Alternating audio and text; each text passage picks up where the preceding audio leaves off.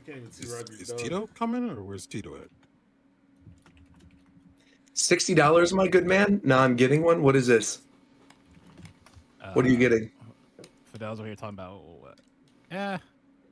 I don't think that was supposed to be said. Anyway. If you can get me two and save me. Oh. Got it. I won't make the mistake of leaking anything again. I promise. Yeah. Me so sorry. Don't.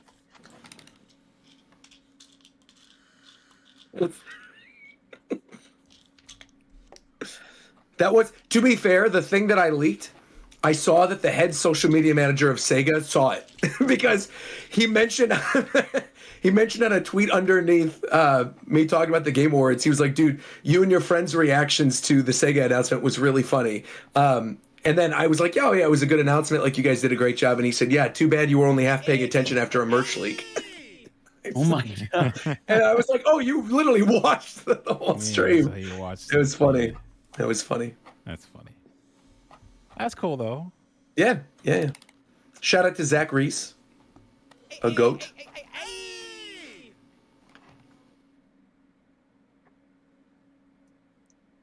Okay. I'm gonna use the washroom real quick. Yeah, you got time. We're good. That boy's Canadian as fuck. Yeah. What? Hey, they don't call it that over here, man.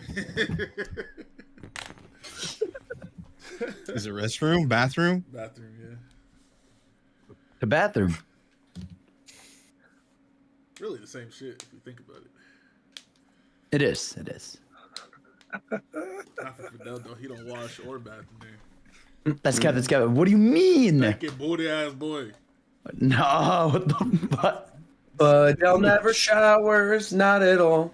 He doesn't shower, not We have at proof all. I showered. I showered while But in Dell there. never showers, no, not at all. showered He while- has never showered. No. I shower. He's No, never this is showered. crazy. Never He's never showered. Showered a day in his life. Dell has never showered. Tim was complaining about the shower while he was talking about FF. Stanky booty ass He's boy. never showered. To the God. Never Stanky once. booty ass He is boy. stinky. He smells bad. He smells like poop. He smells Bro. like poop. He smells like poop. What? Why'd you sing that like a Mentos commercial? Mentos resident gum, Mentos resident line. With Mentos resident. It's Discord musical, bro. Dick Cheney made money off the Iraq War. Stop. Everyone's a little bit racist Whoa! sometimes. What? Everyone. It's true. No, he's right. He's right. All you did was admit that you're a little bit racist. You ain't talking about me. No. Listen up. Might be Roger, untrue, but you laugh better because listen up to they're what I'm based about on to say truth. because your ass is on the line, okay? Let's hear it. Let's hear it. At the end of today, Yeah. I'm leaking what you did on that Skype call. What? What I Let's did go. is, what are you talking about? The one where you In a photoshopped? Skype. What I photoshopped? What are you talking about? You know. When, I actually don't. Wait, what? But what is this? You know. I don't. Just say it. What is it? Bro, you're I'm talking about, listening. bro, how long ago were we on fucking Skype? I want to know. I think this genuinely. is I'm like, the what first is it? appearance ever of Roger Unchained. I'm pretty sure. First appearance of Roger. What did I say? See, y'all don't know. See, y'all don't know Roger like me and Ricky Cocaine though, Roger, bro. Roger been a demon. Holy Oh, fuck. Roger been a racist on the fly, bro. Y'all just didn't know it, bro. Roger been a demon this whole life. That's true, Ricky. shit. All I need Fidel to say, just snuck I in literally. Roger's racist on the fly and no one noticed. No, that's wild. What I was gonna say is that Ricky, he knows how demon time I can get by simply me saying one word. I will say this one word, and I guarantee you, Ricky will know what it means. I'm gonna say one word. Ricky, are you ready for it? Cello. Stop! I don't. Stop! That's it. That's Stop. it. That's all I gotta say. I just say the word cello, and you'll know right away what that means. Hello. Yeah. I'm so glad people don't know that side about you, bro. I'm so glad. I actually think Holy that'd make for funny content. I should totally do a story time about that. I think that was a funny thing. Okay. Well, I'm gonna do a story time. I'm gonna do a story Okay. time. I'm gonna do a story time about the cello on the 15th anniversary of my YouTube channel. That's what I'm gonna do. When is that? Okay, that's a good 5 years. one. 5 years from Keep now. them 5 years from now. hooked long enough. Keep them hooked long 2020. It's enough. actually worth it. How 128. old will you be in 5 years? 38. I'll be 38. It's gonna be wild, man. Damn. I know. Old ass. I'm gonna be 40 in 2030, bro. I'm gonna be old. I love it. Yeah. Bro's gonna become Stardust in the next fucking 18 months. Stardust. No, man, I'm living forever. No, you're Roger's gonna be like that guy that is injecting his son's blood. Just, I would never do that. Come on. No, don't say it like Yeah, that. why are you No, laughing don't- at Wait, who are you Yeah. talking? Wait, who are you talking about? The way you said that sounded like an evil, like supervillain. He's still laughing. He's giggling. Something happened. No. He's thinking about the confirmation email that he got about that. Maybe. Yeah, the blood. What? The blood. All right, I got the talk list. about that. I got the list of winners here, so we'll go through I this. put a Are whole we gonna do? list of every single announcement ordered That's by. what I was We asking. Should we do this? What? We don't need all this. I put it all, but we can just talk about the major ones. You know, bro. We don't. Yeah. we can talk about- If we don't honor them, Three? these devs will never be honored. Bro, it was Well, easy. good Just thing post we're not everything Jeff and then Keighley. to comb through it, okay? That's fair. I that's mean, fair. we have to pick up where he left off. No, we don't, man. That's his job, not ours. Shout out, by the way. Shout out, by the way. More about that. Shout out to S dude 181 in the chat said I'll be 30 next month. God Shout out to damn, you man. old as hell. God damn. You are my age, Shofu. Damn. You are literally as old as me. No, the fuck, I'm not, bro. Yes, you First are. of all, I'm not talking Are- about Gio. I'm talking about him. You're bro. 30. He- Oh, he okay. I old was as gonna be hell. like, okay. I was about Second to. of all, you dox old as fuck too. God damn, bro. I'm not denying that. I'm just saying Damn. you're up here with me. That's That's it. Roger cap. is so Oh my old. god. Roger is so old. He's one of the face cards on the original prints of the Nintendo cards. Oh my god, I bro. On the Fire, fucking bro. 1800s cards? Yeah, exactly. Yeah. Jesus. I love that. Christ, I love that. bro. That's crazy. Yep. Roger's so old, he got a school picture with Morgan Freeman when he was a kid. We ain't never seen Morgan Freeman young. He been old Speaking my of, entire life. Speaking of 1800s Nintendo, Fuck him. you Can guys you ever actually think Google about how a since- young version of since- Morgan Freeman? I don't even think it's possible. I don't think you can even I've Google never young seen Morgan I Freeman don't without think it happens. being old.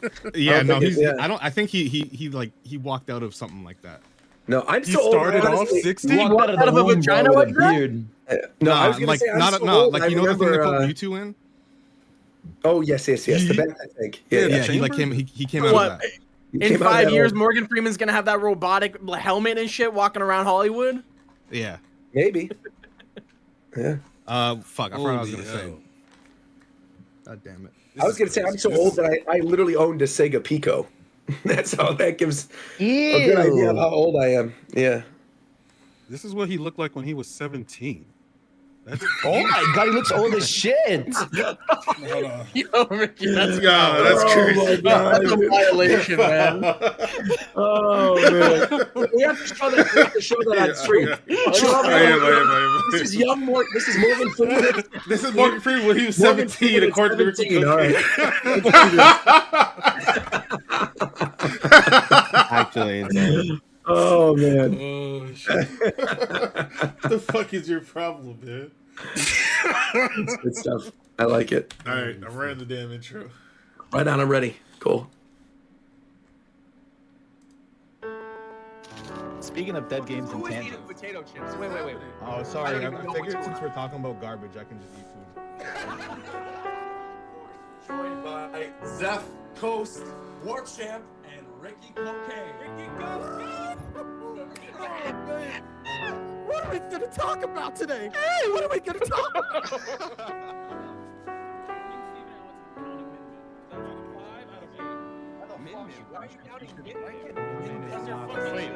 You can talk about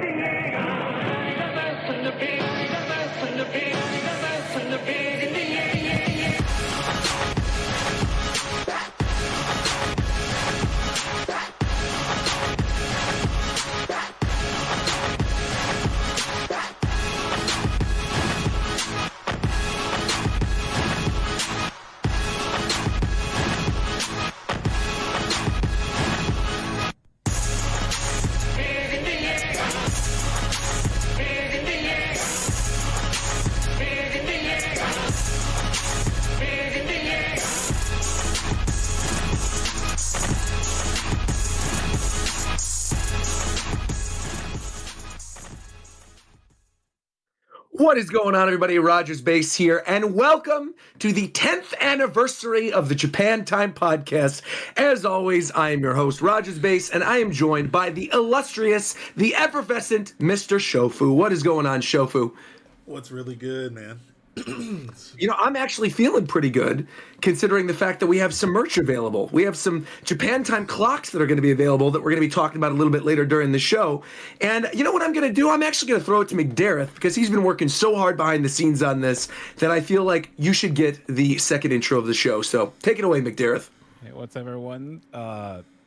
During the 10 years, actual 10th is like, what is it, June X. 16th? All right, I think that's right. It's too goddamn long, bro. It's time to shut this shit down.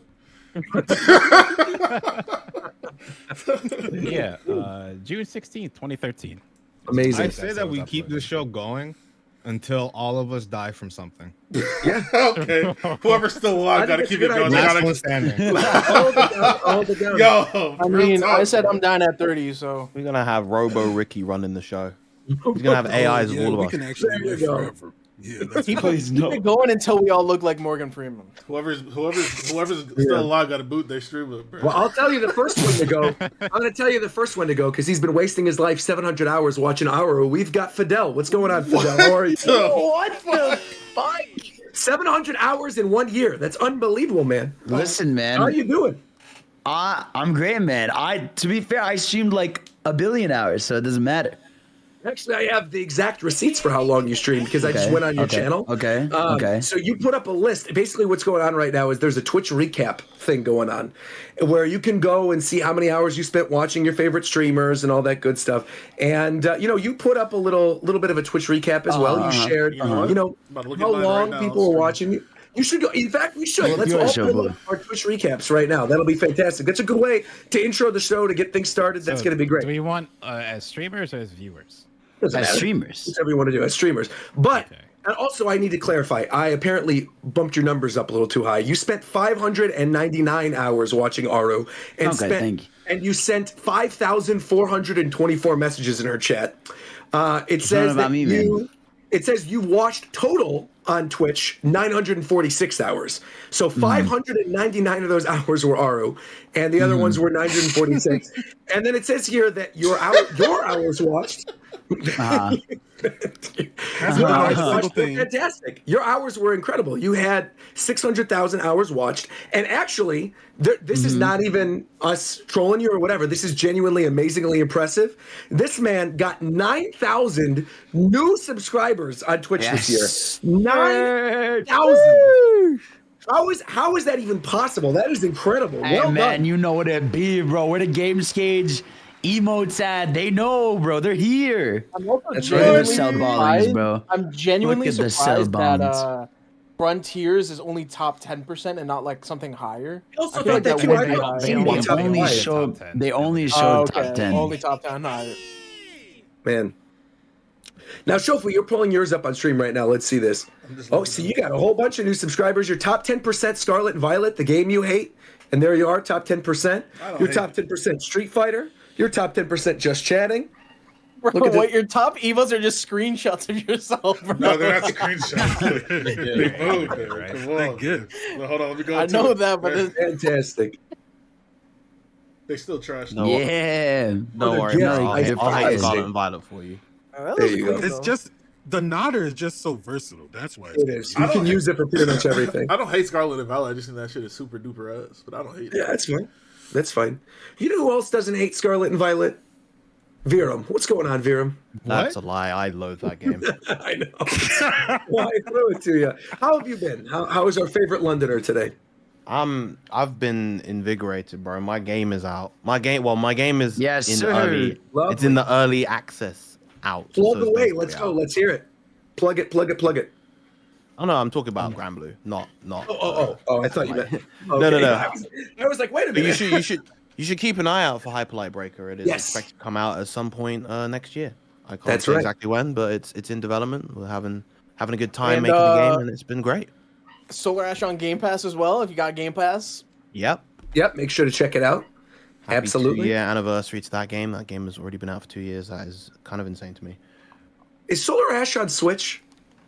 I believe it's on everything now. Oh, Because we fantastic. recently released ports for, I want to say, Xbox and Switch earlier this year. Yeah, I know one person who'll be playing it on Switch, and that is Mr. Hello Nintendo Gamers himself. We got Coast. What's going on, Coast? Hey, Nintendo gamer. I know that hurt. Nah, That I'm does good. sound like it hurt. Was that supposed to be a call to us talking in the pre-show about how I'm very old? Sure, let's go with Because he that. was All right, that's what I training. think. 'Cause he was training, or he was like, "Hello, If I really wanted to do it, hello, Nintendo gamers." hey, gamers. So He you was doing? just pretty being good. weird, man. You didn't have to take credit for that, man. You could have let him fall on his own, but you saved him. I appreciate it. No, I liked it. I like it. Someone else who was saved earlier this year. We got Zeph. What's going on, Zeph? How are you, buddy? What? Like Jesus? That was- He was Jesus. baptized? Yeah. So how are you? You've been saved. What's it like? How's it feel on the other side, man? Yeah, I don't feels know. good. Yeah, amen to that. All right, and then finally, last but not least, I got to throw it to the one, the only, Mr. Ricky Cocaine. Ricky goes. Now, what the hell is going on today? What's Now, happening, my boy? The thing that's going on is that I saved you for last because apparently you've been very busy this past week. And so I just sort of want to ask where you've been. I have a valid explanation for my absence. You do. Yeah.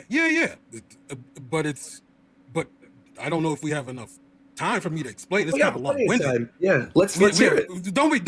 Are we going to the Game Awards and Well, all that other stuff? no. How We're about not let's do going this there. first? Yeah, we're not going to the Game Awards. We have other things to talk about.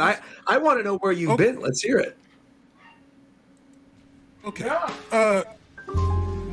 The Diary of Ricardo Snow, November 1st, 2023. It had been 669 days on the lam, and as I slumbered, I couldn't shake this uneasy mood. You see, my blood had run hot for so many years. I was accustomed to the turmoil, the stress, the pressure, the pinch. And here I was, a free bird, living off the limitless credit card of Fidel the Games Cage. Yet, it was impossible to enjoy the serenity. Thinking back, maybe I knew that it would be fleeting. I awoke violently at 3 a.m. in the morning in a naked sweat, to find myself swinging from a ceiling fan with a noose around my neck. Not again. Clinging to consciousness, I gasped for oxygen as my head swelled up like a red balloon. In the air, I could detect a faint trace of liquid ass that was being pumped through the vents of the motel room. I knew this wasn't the result of my usual escapades, because my Mason Margiela gimp suit was nowhere in sight. No. This was Agent Warchamp's calling card. That gumshoe was back on my trail like a crack-addicted bloodhound, here to finish what we started so many years ago on the endless night of Quintana Roo. As I scanned my surroundings, tears welled up in my eyes, obscuring my vision. I couldn't fucking see. But through them, I noticed I was alone. I knew it was only a matter of time before that mook returned with a jar of Vaseline in an ungloved hand. I had to move fast, or this would be my last sunrise. Hidden under my tongue was a capsule pill of experimental Mojave No. 9 that I had saved for just such an occasion. I bit down and exploded into a million pieces. You should have fucking seen it. I was everywhere. My scattered remains that had painted the walls started to wiggle, then moved towards each other to reform my black body like Majin Buu. I was free. In that instant, the door swung open. It was him. Ricky, it ends here. So War Champ, you come to secure your legacy as a memory?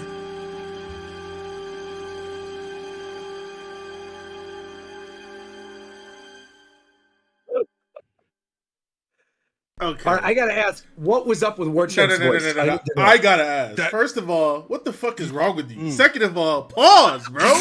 Third, hey, yo, what? I'm telling my truth. I'm telling my truth. It's only part one of the full explanation. Maybe you guys will hear the rest. It'll make sense later.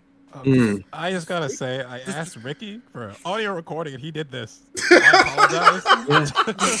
I did not want any of this. McDareth, I just gotta say, I think this entire bit is proof positive that we should never listen to you, because I am glad that exists in the world. I'm very, very happy that whatever this exists. The main thing I gotta ask is, why are you racist?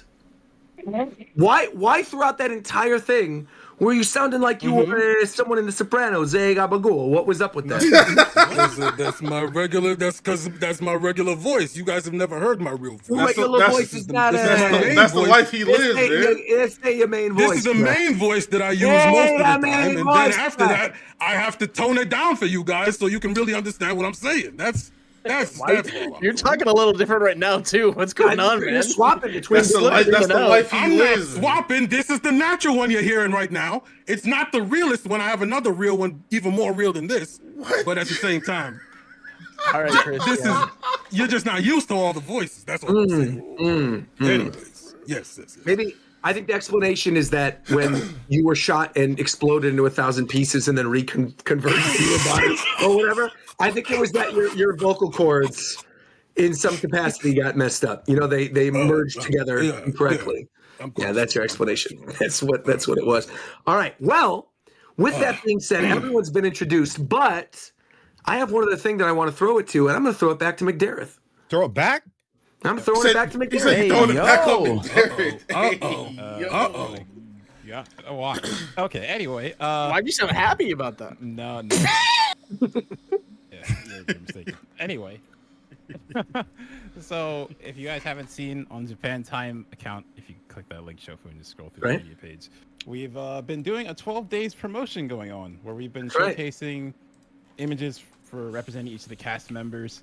We've gone through all of them, with the final one being revealed now.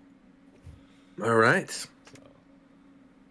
So the tweet's now live? Yeah, the tweet's now live. Let me grab it, and I'll link it here. Okay, fantastic. But if you're watching... Audio listeners... Yes. So for audio listeners... Oh, go ahead. Yeah, sorry. For the audio listeners, the last tweet, actually going through all of them, is of a 10th anniversary one with the Japan Time logo in the center, Japan Time on top, 10th anniversary on the bottom, and Japan Time and Japanese characters on the side. So that beautiful. is the last one. What we were doing is we actually ran a little campaign to see who could guess what the last day is going to be, and the winner is going to receive a free clock, which, speaking of since we're here, Japan Time clocks are on sale right now. Where the fuck did you find somebody to make this clock, man? Well, we worked with Spiff for the clock and all the stuff you've seen so far, and that was partially his idea. Like, we were coming up with cool things we could do, and he came up, cool. What about a clock? And it came out really nice.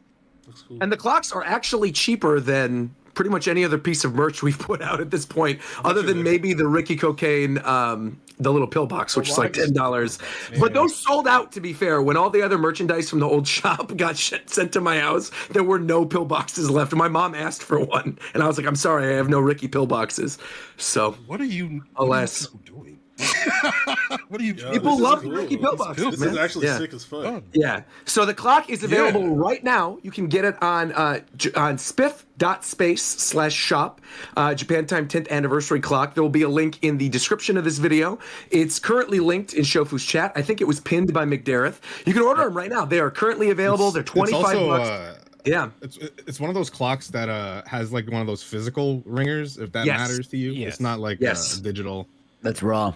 Yeah, Yeah. it's a physical working alarm clock. Fully programmable. You could program the whole thing as an alarm. Exactly. I think it runs off of like one AA. Yeah, one AA. And the lights turn on it, which is really cool too. So Yeah, which was unexpected. Yeah. Ricky also told me if you buy a clock and you take a picture of it with you and yourself with the clock and you send it to him, he'll send you 1 Ethereum. So oh, fantastic!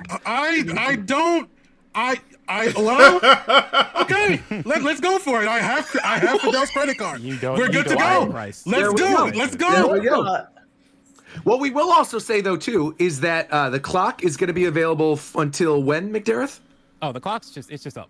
So Permanent. So it's a permanent fixture on Smith's website right now. It is Fantastic. up. We don't have a date on any of that. It really depends on how much people want it. I will say if you want one by Christmas, you need to order by the 12th, and you'll more than likely get it by Christmas. So if you do not order it tomorrow, literally. Yeah. So when probably this will go up on YouTube tomorrow.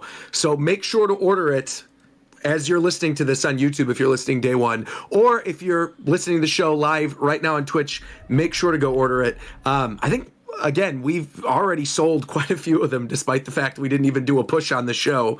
And there will be some other fun promotions coming up in the next month or so. But genuinely, in all seriousness, for as much as we clown on you, McDareth, you did a fantastic job with this. So well done.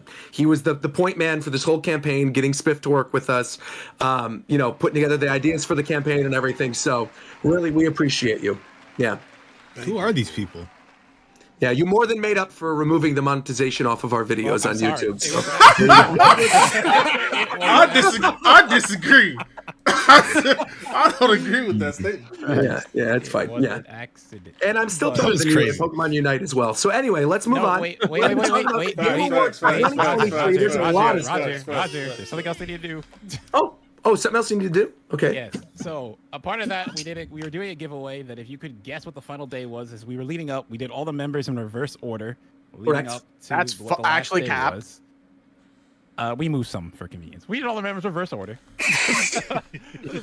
we had to have War Champ on the 7th day. Like, come on. We didn't, but that's fine. No, we did. What do you mean reverse order? Well, thematically, So we started kinda with need. Fidel and then ended on Roger. How the fuck was Roger before me? You're both the same day. Nah, bro. I was here first, bro. Roger first four, has probably said 3 times as many words as you have. Whoa. It's way more than 3. It's based on words. It's way more than 3. Words spoken? It's way more than 3. I was saying it's based, so for you, Roger, Ricky, and Zeph, we did it based on intro order. Roger starts, then he introduces you, then Zeph, then Ricky. So that's the Got it. All right. That's fair enough. Smart. That was a good way to do that. Oh, yeah. Nah, fuck that, bro. No, I'm just playing. Like, what was the alternative? I'm just playing. Yeah. But yeah, definitely get your clocks. Like, this is, I will say this genuinely, through all the different merch things that I've released over the years, I still think this is like probably one of the coolest merch related things that I've ever done. So this is incredibly cool. Make sure to get your clocks. I also just I love that it's a physical, tangible clock. I don't know many other people that would have made that as a piece of merch, but it works so well, obviously, with Japan Time, the theme of the show and everything. And the fact that you could literally own our logo and then wake up with it every morning. You could set your alarm and wake up to our sultry sounds, I think is pretty cool. So what? I said wake up to our sultry sounds. Cocks. Hey, Clocks. Hey, yo! We would like to announce that this is also the departure episode for Fidel. That's right. Hey, you ever hear episode? This is crazy. You ever hear Fidel going to Japan? Hey, don't go outside, man. What do you mean? If you live in Japan, don't go outside with Fidel's doing. Fidel is going to go to Japan, see someone, and then go, "It's time!" It's When Fidel's outside, they play the typhoon sirens. That's right. That's right. Yeah. Get them off the street. So we had a giveaway guessing the last patch. So a couple ones I saw there, or one I saw repeated that was funny. I saw it since day one because there's 11 of us. So people thought, oh, they're gonna announce the 12th members. A lot of people guessed it's gonna be Aru as the 12th member. Hell no. We love you, but no, absolutely not. All right. There you go. Who is the 12th? What? There is no 12. Black Blast Place. It's Black It's Blast you. Place. It's your Black schizophrenic Blast ass. Place for What are sure. you talking about? Yeah. The last I one thought there was a was- secret 12 person. I didn't see it. No, the last one was the anniversary patch. This is what up now. No, we got Hassan actually. Hassan is our 12th guest. Let's go, man. I would Hassan sooner. Abi. Listen to me. I How would fuck- soon Uh-oh. light myself Careful. on fire, Oh no. and as long as my legs could carry me, Uh-huh. sprint down my street and I just want to just set a world record while going out on this world, because I can't live somewhere where I have to hear. Bro, get it out! Come on! What is happening? No, I'm trying to be careful here because if I I understand. yeah. No, we'll announce now the 12th member is actually the completionist. That's what's happening. So we're gonna announce that next week. Oh my god. Right. No, in all seriousness, the campaign was great, and yeah, the 12th He's was not actually the clock. 12th member. We're hiring him to hold the funds for the clocks. Right, we're gonna do a charity stream next year. He's in right? accounting. Yo, what are y'all doing? That's right. bro? No, Shit. wait, we'll bring it back. my Let's God. bring it back. Let's What bring it the back. All right, let's fuck? bring it back. We're bringing it back. We're bringing it back. I have 3 people who got the closest, I could say. So first was Firebreather DC. He commented on like every post, longtime fan. I just put the post. Shout here, out too. Fire Breathing. What Very champion? dope supporter. Very cool. His- Shout out to his Firebird. comment was a photo of all the patches together, the inclusion of the logo being the final patch. So Correct. There you go. Well done. very, very on the nose. Another one that was very close is from Squidman. He thought it could Squidman, all right. either be the logo or maybe a collage with everyone. Either way, super awesome. Fantastic. Almost identical. This one, okay, so I said the photo. So Bo Square didn't go with the photo, but he called the video a Christmas tree with all the members' patches as ornaments, and an announcement they're for sale for the holidays. Fantastic. Look at that. I think that one is Insider like the trader. closest. to That's be the winner honest. for sure. Yeah, for sure. We've got a leak. We've got a leak. Yeah, there might be some insider trading. I mean, to be fair, I Yeah. did accidentally leak some of the merch on our Game Awards stream the other day. That's coming up. It But, wasn't accidentally because McDareth told you to stop, and you said, "What? It's not a big deal." Well, because I didn't realize It was that because well, it's we're not because getting into McDareth this. doesn't We're not know. getting into this. McDareth doesn't know how to not activate Roger. When Roger yeah. gets in his moods, I'm in. It's over. Yeah. It's over. Once I'm unchained, I can never be chained up again. That's until the end of the stream. Yeah. Right, exactly. That's right. That's right. That is true. Also, Fidel still hasn't showered today. So what's wrong with you, I buddy? did shower, What are bro. you I doing? showered this morning. This morning? He smells like doo Yeah. doo doo doo. I don't smell like doo, bro. No. I smell like yeah. Fidel What's doesn't that? shower. Fidel, what's the No, bro, Fidel? I'm out here in the shower. Fidel, Uh-huh. what's the theme song? What's the theme song to Doug? No. I I will literally shower. Bro, I will literally shower mid-podcast and put that on blast. This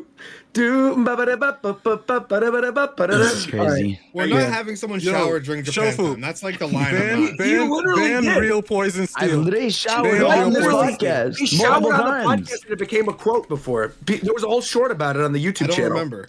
Yeah. And That's because good. Warchip was talking We about were FF14, talking and I was like, well, I'm gonna go shower now. Oh. And he's in chat. I just finished shower. You guys still talk about FF14? That's right. Y'all don't check your Unless- phone in the unless shower? Hey y'all, Fidel, you ever heard the Pokemon Johto theme song, bro? Yes. Do do do do do. You smell like doo doo, bro. Oh man. Damn it. Yeah. To wrap up the giveaway, I was gonna pick Yes, one, but yes. honestly, all 3 of these were so close. I'll be contacting you all. You're all gonna win a clock. And So look just to forward to it. clarify, McDareth just said he's going to personally fund and contact all of you and send you the box himself. Oh, yes. Is Yeah. what he's going to do. Everyone Which is in great. the stream now. Yes, That's that great. was no the. Everyone, he said which is yes. all The 1,063 of you No, watching live the right three now tweets are are getting getting a clock. That's right. I will also That's right. advise before McDareth contacts you, Yes. activate a VPN because he might sell your info as well. No, What? McDareth would never That's do the that. last thing he would ever do. That's No. facts. That's facts. He would never sell your info. He'll just show up at your house and say, I'm staying there a week. That's what McDareth will say. But he won't sell your Yeah. info. I mean, no, that Yeah. only happens to Shofu. No, the fuck you don't.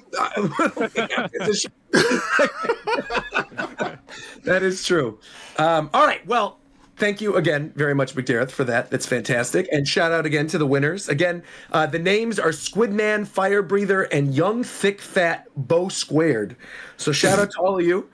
Congratulations. That is not the last person. That is not the last person. It literally is the last person's Bow Squared, Young Thick Fat. That's literally their name. It says right. Also, okay. it's not Well, Squidman. shout out to It's them. Squidman 420 Poo. So That's right. Squidman So their names, I 420 abbreviate Poo. them, but yes. So Thank you guys Squidman for your 420 Fidel is what it is his name. That's his name. Then. Rickatoon sounding ass. That's right. I will say that was actually one of my favorite lines from when you and Shizzy were doing like the early auditions for the Pokemon Cypher this year. And the guy was like, "Do-do-do-do." No. That was one of the funniest moments. That was a funny moment, yeah. You know what else was a funny moment? What's a funny moment, bro? C and Gonzo show up during the Game Awards. So many of you guys know this. The Game Awards were last week. Many of us actually did a stream together reacting to the Game Awards, which was pretty fun. There were a lot of announcements. There were a lot of things to talk about, a lot of big surprises in terms of new game announcements and also games that won and games that got snubbed. So we figured we would start the show today by going over not only what won and discussing it a little bit, but also going over some of those new announcements because, again, there were a lot of them. So first and foremost, I'm going to pull this up real quick. Shofu, if you want to have this and scroll down on it while we're talking about it, just to have it on screen, let me link it. I will pass you the link. But basically, these are all of the winners at this year's Game Awards. So I'm going to actually go in reverse order because they're starting with the number one. So, best indie game. Oh no, hold on. There's still even more than that. Good Lord, how many things? All right, here we go. Player's Voice. The winner was Baldur's Gate 3. Thank So God. that was the fan voted one, right?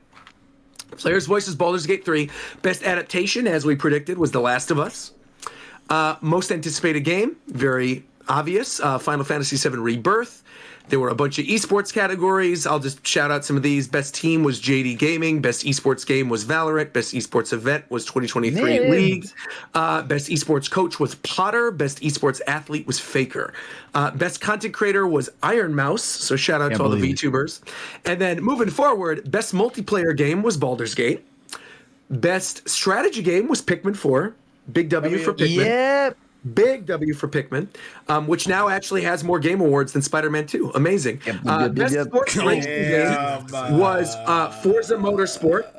So Forza Motorsport won Best Sports Game. Best Family Game is Mario Wonder. Best Fighting Game was Street Fighter 6. Best RPG was Baldur's Gate. Best Action Adventure Game was Legend of Zelda: Tears of the Kingdom. Best Action Game was Armored Core 6. Innovation and accessibility went to Forza. I honestly was surprised this didn't go to Street Fighter. I really thought it would. I know, man. I know. It's because a lot controls of and stuff. Yeah, a lot of the Street Fighter 6 accessibility functions are also in Forza Motorsport, and they were in the previous Forza as well, which I didn't know about. So I did more research into it afterwards. Got it. Best VR game was Resident Evil Village. No surprise, you get to see Lady D up close in person. Fantastic. Best community support was Baldur's Gate 3. Best mobile game is, of course, my overlords over at Hoyoverse, Honkai Star Rail. Best debut indie game was Cocoon. Best indie game was Sea of Stars, which Coast and I threw up and that got announced. Major L. I would like a recount on that vote. I should be Cocoon, honestly. Best ongoing game was Cyberpunk 2077. Best game... I have a question. That shouldn't count. I feel like an ongoing game to me sounds like an FF14, a Fortnite, a Genshin, or an Apex. But like Cyberpunk, I don't count that as an ongoing. It got an expansion. And they fixed it. And it got an entire revamp because the game on release was ass. Completely broken. It does set a weird standard, I will say, for like, say for example, a game comes out next year or this year, end of this year. Again, it's hypothetical, so it doesn't matter. But a game comes out the very end of this year, completely broken. They release a patch mid next year and basically go, we're fixing the game, and it ends up being phenomenal. It's then technically eligible for best ongoing. That doesn't make any bro. It's in their best interest to fix their own fucked up game. Like exactly. I don't think they should make it an ongoing game. Whole award show doesn't make any sense. Okay. All these other awards, all the other nominees are games that are getting ongoing. They're games that get constant content over time. So you want it to be best live service game then? That's what this is. I mean, that's really what it is. Yeah, it's all of them and Cyberpunk. Yeah. All right, Games for Impact was Chia. Best performance was Neil from Baldur's Gate 3, the voice of what's the guy's name? Asterion. Well, you got it wrong, but I literally just told you it. Well, it's Asterion. You just said it. Yep. Let's go. Wait, say it again. Don't worry. I'm nitpicking you. Don't worry. Oh, genuinely, how do you say it? I don't want this to be behind the thing. Asterion. Yeah. Asterion. Yep. All right. Asterion. Shout out to Ben for losing that. We have best audio design is Hi-Fi Rush. Scoring. Yo, shut the fuck. Yeah, never mind. Sorry. You're all good. Don't ever say I don't love you, Fidel. All right. I give you things every once in a while. Thank you. Score and music, we got Final Fantasy 16. Best art direction, we got Alan Wake 2. Best narrative, we got Alan Wake 2. Best game direction, we got Alan Wake 2. And finally, game of the year, Baldur's Gate 3. Yeah. Damn. So those are your winners for the Game Awards. Baldur's Gate, well deserved. Yeah. I guess the big snubs overall were, again, Spider-Man didn't get any awards. Resident Evil 4 Remake didn't get any awards either. Those are kind of the I only don't think two the big remake ones. for Resident Evil 4 is I feel like besides that, everything got their shine. Yeah, I think everybody got something. You know, Zelda got something, Pikmin got something, Honkai got something, Cocoon, everything. Yeah, just slide Honkai in there, bro. What do you mean? That's not the same. Well, what do you mean? It won best mobile game this year. That is not a game of the year game. I'm not saying it is. I'm just saying that it has more awards than Spider-Man. That's all I'm saying. I didn't mean it like a game of the year. This is crazy. I didn't mean it like that for sure. Oh my god. Yeah. Definitely has more than Hogwarts as well, which didn't even show up, man. Unbelievable. But no, in general, I think the big takeaway. This is something we all talked about during the group stream of the Game Awards. I want to go play Alan Wake now. I feel like. That got so many wins during the show, and even though it didn't walk away with Game of the Year or the best in its genre category, it still won a lot of awards. They had the musical performance during the middle of the show, and I mean, good for Alan Wake fans, man. People have been waiting for a long time. So, never heard of that series before in my entire life. It's like a horror game, right? Mm-hmm. It was pretty niche for the very first Alan Wake. It sold well, but not incredibly well. So there was a video of even the head of Remedy who accepted the award. He recorded a video 10 years ago apologizing to fans that they can't make a sequel because they didn't sell enough to make one. Yeah. And now it's winning awards for multiple awards. Yeah.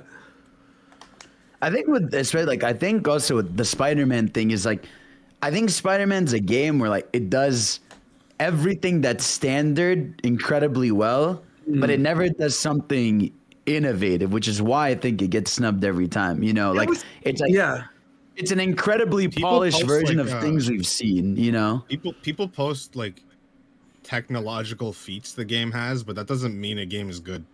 Yeah, no, it's all it does is excel at normal things that we've seen. You know, but it doesn't. Go ahead. I do think some of the awards that Alan Wake won could have gone to Spider-Man. It was just down to the industry votes at that point. Looking at what was there, I definitely feel like it could have won narrative. But the whole thing is Alan Wake is about the narrative. I don't think it could have won narrative. It's it's such the symbiote story is such a basic story. I guess character moments are really good, but I feel against some games that are pure story driven, it's nowhere near, I think. Yeah. It is weird though, because again, it does get snubbed almost every time, but universally, I think all of us agree it's a very well made game. Yeah, it's fantastic. It's literally one of my favorites this year. Yeah. So it was really great going online after the Game Awards, after the next couple of days, and just seeing everyone that just only played Spider-Man fuming over how it lost to Baldur's Gate, and just calling I Baldur's saw- Gate like a point and click game. It was just very. The same to thing be happened with the same thing happened with Pizza Tower and Cocoon. Yep. Yeah. Yep. Yeah. Because which was wild because the way I took it when I saw that little clip during the show of like the Pizza Tower devs like reacting to Cocoon, it didn't seem like anything bad at all. They were just like, Yeah. oh wow, they just looked surprised, but it didn't look like they were hating on it. It didn't look like they were making like an angry face. Obviously, they're going to be disappointed.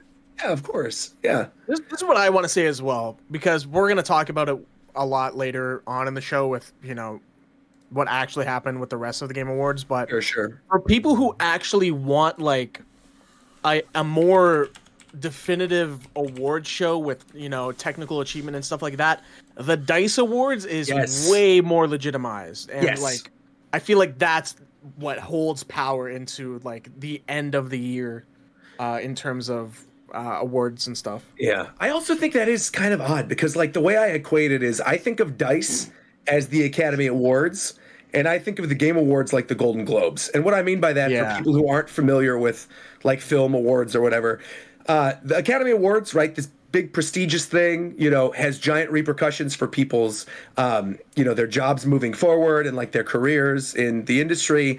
The Golden Globes, literally all the actors go and just get drunk and hang out for like 3 hours and get made fun of, and then they leave. And a bunch of random stuff gets nominated. A lot of stuff gets paid for to get nominated. Like they're seen as like nowhere near as prestigious. And I think that's totally fine. I think DICE and the Game Awards can coexist because, again, only speaking from my experience I had in call with you gentlemen, I feel like this was one of the most fun to watch in terms of the amount of announcements that were happening, the frequency they were happening, and the amount of stuff that they had. Pacing was so much better. Pacing was way better. So like it was weird to log on after the show was over and people being like, "Oh, this is such like a giant ad." It's like it's always been a giant ad. What do you think? Like that's the whole point of the Game Awards. It just felt very bizarre. They were just posturing though, like just trying to, I don't know, stand up for the devs, and maybe they really didn't care, and they were happy with the way it was. Well, the thing is, if they actually cared, they would like vouch for people to go watch the DICE Awards afterwards. But none of those people will. They're just, like they probably don't even know they exist. Getting clicks, Angry exactly. Like sure, they only watch Game Awards at the end of the year, and they only play like the popular of the popular games at the end of the year. I think here's the thing, because a lot of people are saying like, oh, they should make a separate Game Awards thing that one is just games. No, then no one's gonna watch. Yeah, the thing about that, why Game Awards works is because all the announcements are here, people will stay through because they will see all the announcements. Right. I also think it's an odd kind of situation for Jeff Keighley to be in, right? Because on one hand, I don't know how they set up these awards every year, but I have to imagine that like they're already planning. I mean, they are. He straight up announced the date for it. They're already planning for the next year's award, like around this time of the year. So I always wonder with this if like developers make deals to help fund the show, right, prior to the awards, and then you have their funding, so you're forced and obligated to show them at some point during the show, like to announce a game or to show a game trailer.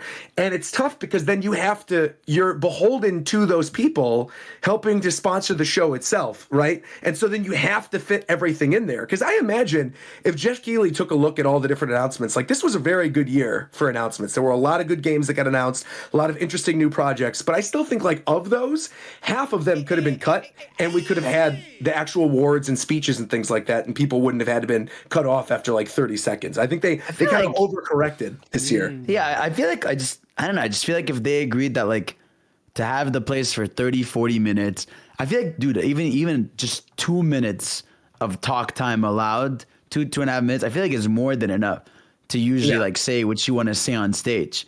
So I feel like if they just agreed, because like at the end of the day, it's a lose-lose situation for Keighley. Because if you look at it last year, people were going, "Oh, they're talking so long. Like, can we make it go quicker?" Jeff goes, "Okay, for next year, I'm gonna really focus on that and make sure that's not a problem." This year happens, they didn't give him any time to talk. What the hell, Jeff? Blah blah. Blah. And like he just gets attacked for like the smallest thing. And like he takes the criticism after every year. I do think he needs just a balance because like it was like I think there's a clear middle ground. Because it was comedically ridiculous. Came up with a translator, and obviously that's going to fucking take longer, and he's still gone. Yeah. hit with The only thing I think is kind of weird is I think for the big genre wins, right? For things like best RPG, best strategy, but like the big ones that aren't normally shown during the main show, I kind of feel like those should be.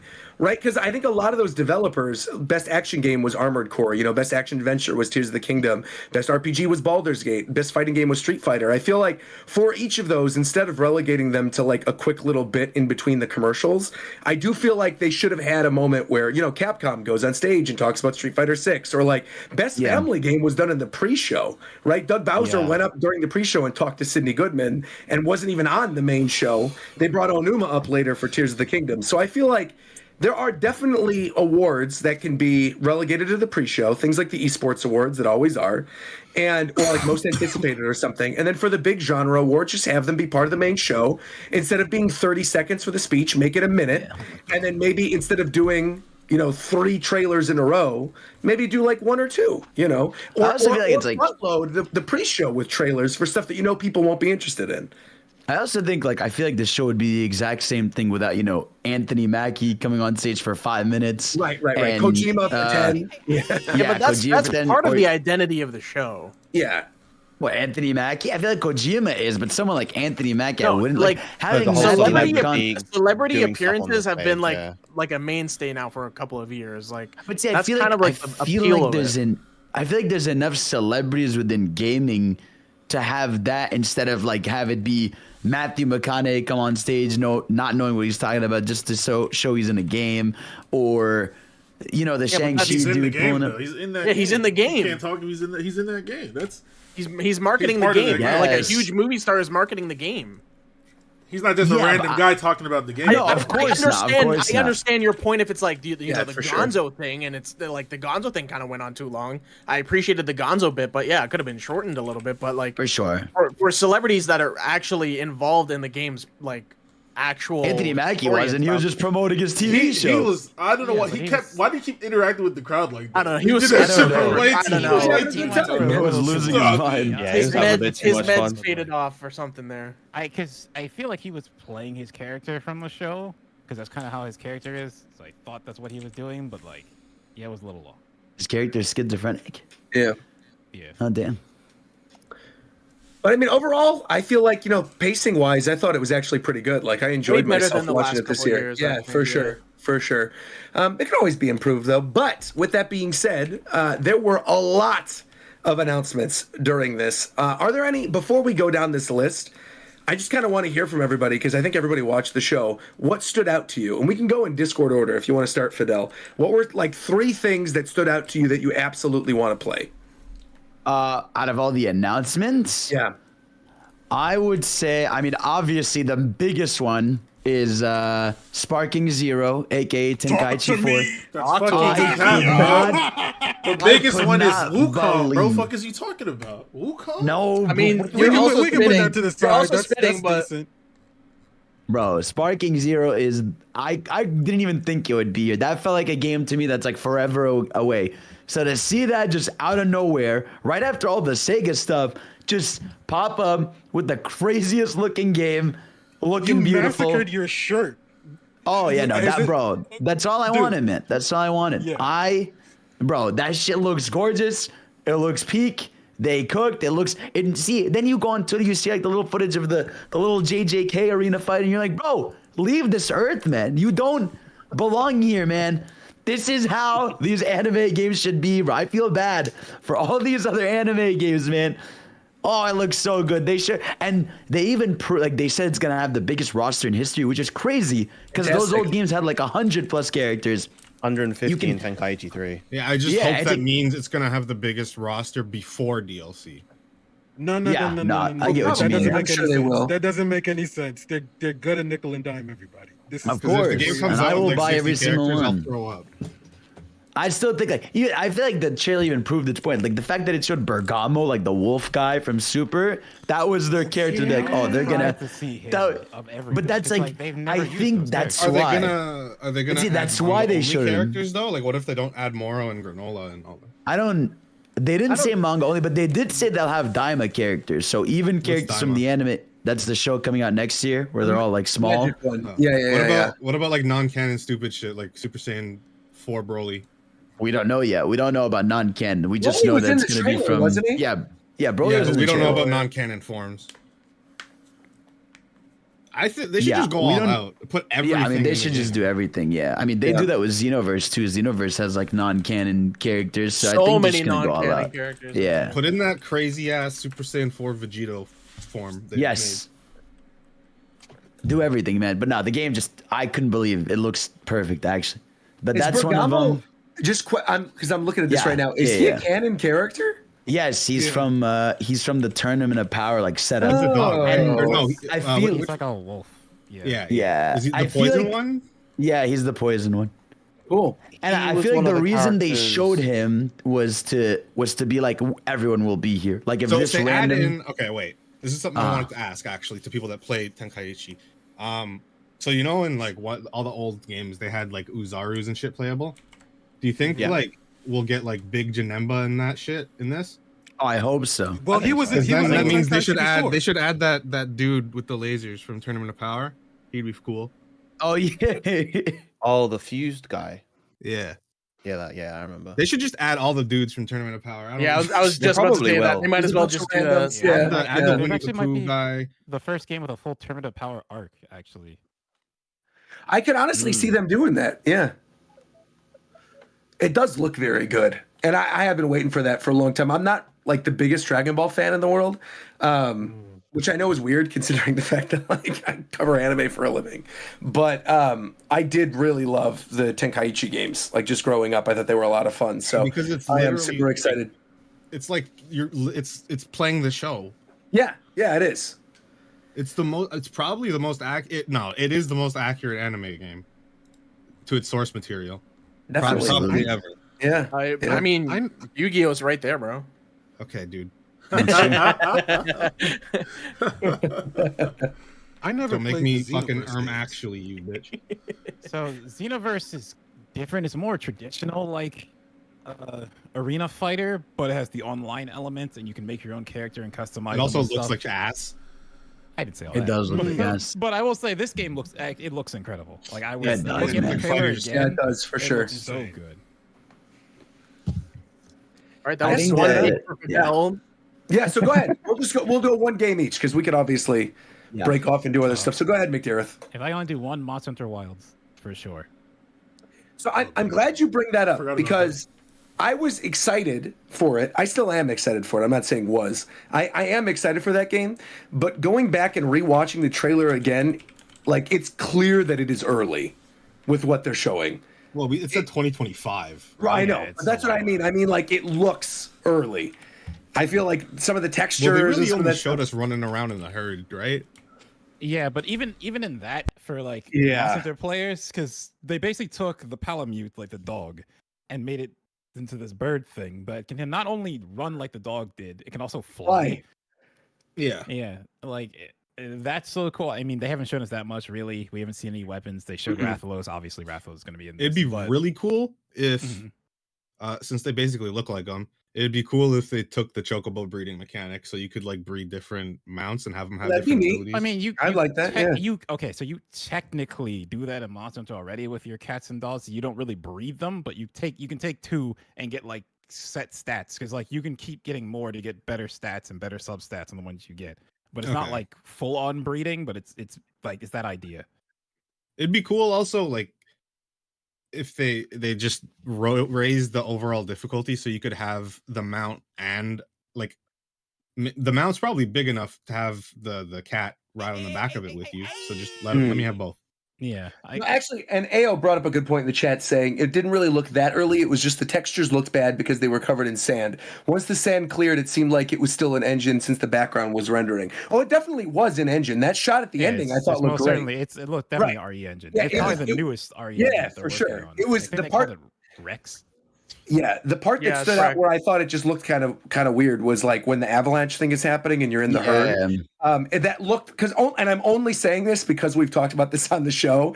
I thought World looked beautiful. I thought Rise looked fine, but I remember us talking about Rise and Tito being like, "This is the ugliest game I've ever seen. Like, I hate this game. I can never play it." And I'm like, "It looks like what we just saw in the trailer. Like, I don't, you know what I mean? Like, it looked very similar to what we saw at the beginning of the Wild trailer, not by the ending."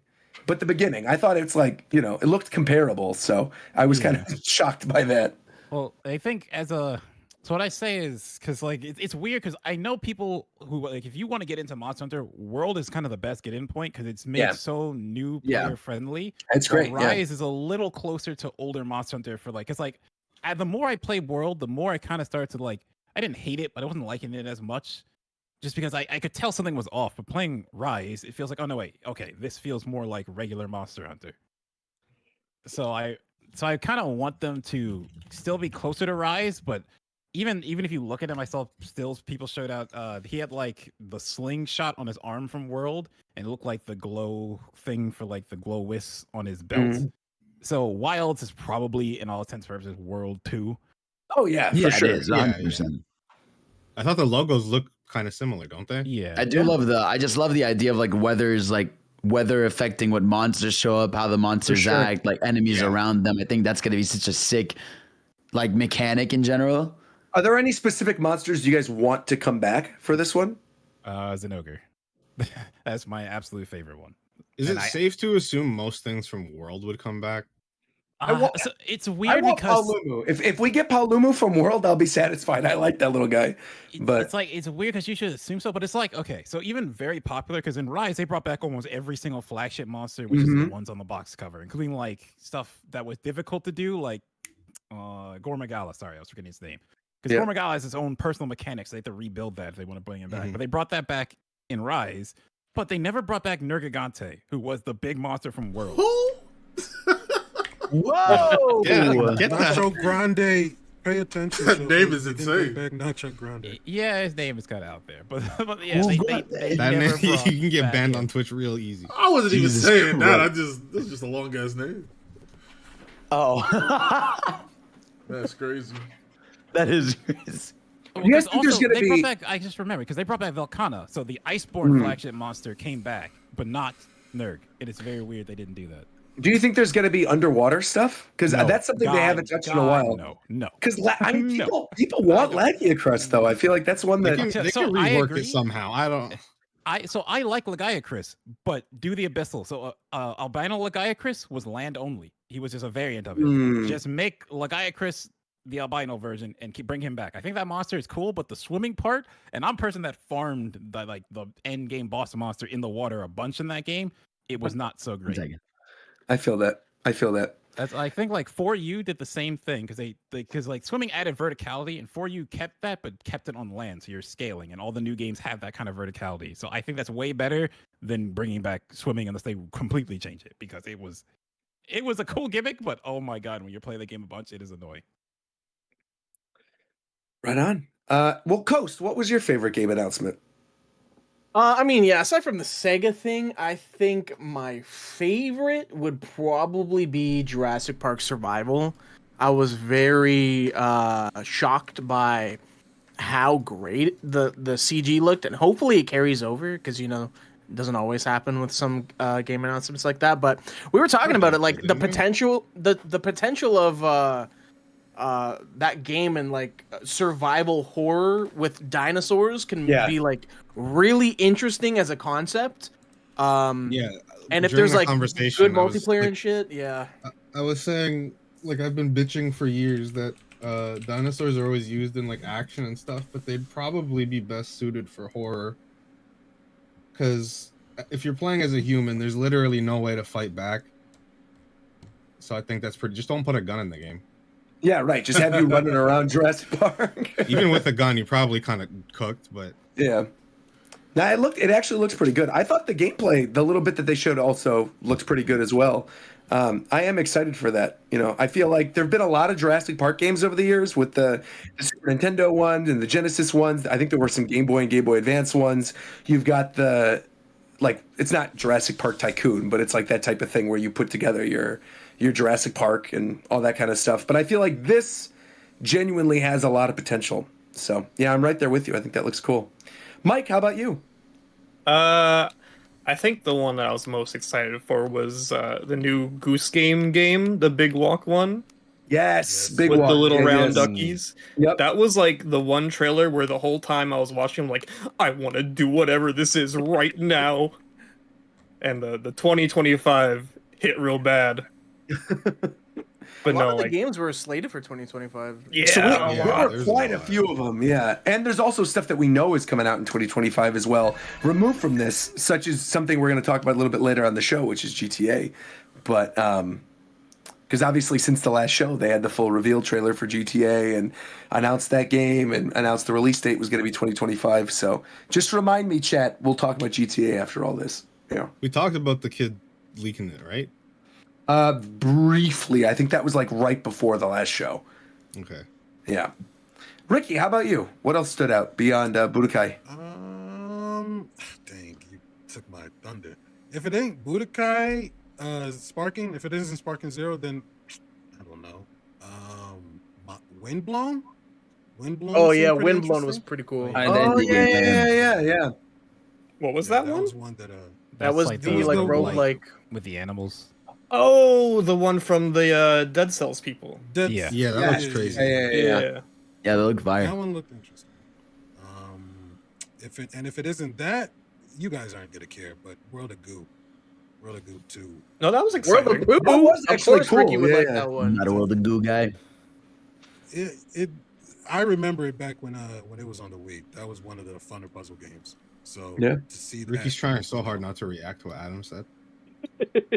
No. I'm purposely ignoring it. Yeah. Okay. In any case, though, yeah, it was World of Goo and Mind Blown or Wind Blown. It's those two. Right Those on. are those two. Right on. experiences. Yeah, I mean, obviously, I think Zenless Zone Zero looks really cool. I'm excited Yeah, to try that. I'm I excited think for that too. actually, genuinely, I love the aesthetic of it. I like the idea of that type of like city punk. How much are you getting paid for this? I'm not at all. I genuinely just like Hoyo games. I will say, which is wild. I think every time I mention that I genuinely like them, I think people do think it's paid, but it really isn't. I like Genshin a lot. Like people know this if you follow my channel, but like for me, I didn't even play Genshin until last year. So a lot of you guys were playing it way before I was. And I literally started playing it because of a paid thing. Because Shofu and I both did, I don't know if you guys remember this, but like we both did paid streams last year playing the game as part of like the Epic Games Store thing. And then I started playing and genuinely fell in love with it. And then just liked all the characters, started Honkai. I enjoyed it. No, and, I know. A lot of my friends play. Yeah, but I feel like Zenless to me, like I'm playing through a lot of Honkai Star Rail right now, and I'm liking it, and I do love my turn-based RPGs, but I feel like I could see myself falling off of that one, whereas Zenless looks like something more akin to Genshin that I feel like I could really sink my teeth into. So I really do like that one a lot. One thing I also thought looked cool, but we know nothing about it. I just thought the trailer concept was cool, was Kojima's new game. That OD horror game where they did the weird thing where you have the close-up faces in the trailer, and I don't know if those were rendered or mocap or whatever. But I think that was MetaHumans, the Epic yeah, thing. MetaHumans, okay. But the idea of a horror game, and I don't know if this is what it is, but I feel like the idea of a horror game in which you are seeing the horror through the reflection in the person's eyes That's not what is it like a super interesting concept, though. It probably isn't that. But as we were talking about it on the show, I was like, "Damn, that could be awesome." A lot of Overdose got leaked, and there's like a decent concept of what it actually is. So if you want to know what it is, just look it up. Yeah, and then and I thought like Visions of Mana was cool. They're bringing that back. I think the other really big one though that stood out to me, where I'm like, man, I really have to play this, is Black Myth Wukong. Yeah, I think that game just looks fire, man. Shofu, how about you? What else are you looking forward to from the Game Awards? I don't really remember everything that I liked, but I know I liked Wukong, and I assumed more people would say Wukong as their answer, but maybe I'm just putting that game on a gigantic pedestal because it looks fucking insane. It's also been, worked on for a long time at this point. I know that's been it's not even for coming like out 3 years. till 2025. 2020. Actually, no. They announced No. It's during the August Game 20th, Awards. 2024. August is that? 20th next year. I must. Yeah, that one was 20 August. Yeah. Well, yeah, they've been Is that working on gonna that game be for the a long first time. Unreal 5 games? Oh shit, I don't know. It might be. Yeah, I have no idea. Yeah, but it looks really cool. Yeah, Also, the Sega stuff was fire. Oh, of course. Yeah, that's what I was gonna say. they finally Yeah. did some. God damn. So what? They I'm gonna did, pull they up the did. list real quick of everything. So it was Streets of Rage remake, Shinobi remake, Jet Set Radio, Crazy Taxi, and Golden Axe. And Yeah. Ed said at the bottom, and more. So we might get maybe in March there might be another tease for something. Man, oh man. Also, they're not. Be nice. The good thing is they're not remakes. They are just full new projects. Games. Right. They've said that. Yeah.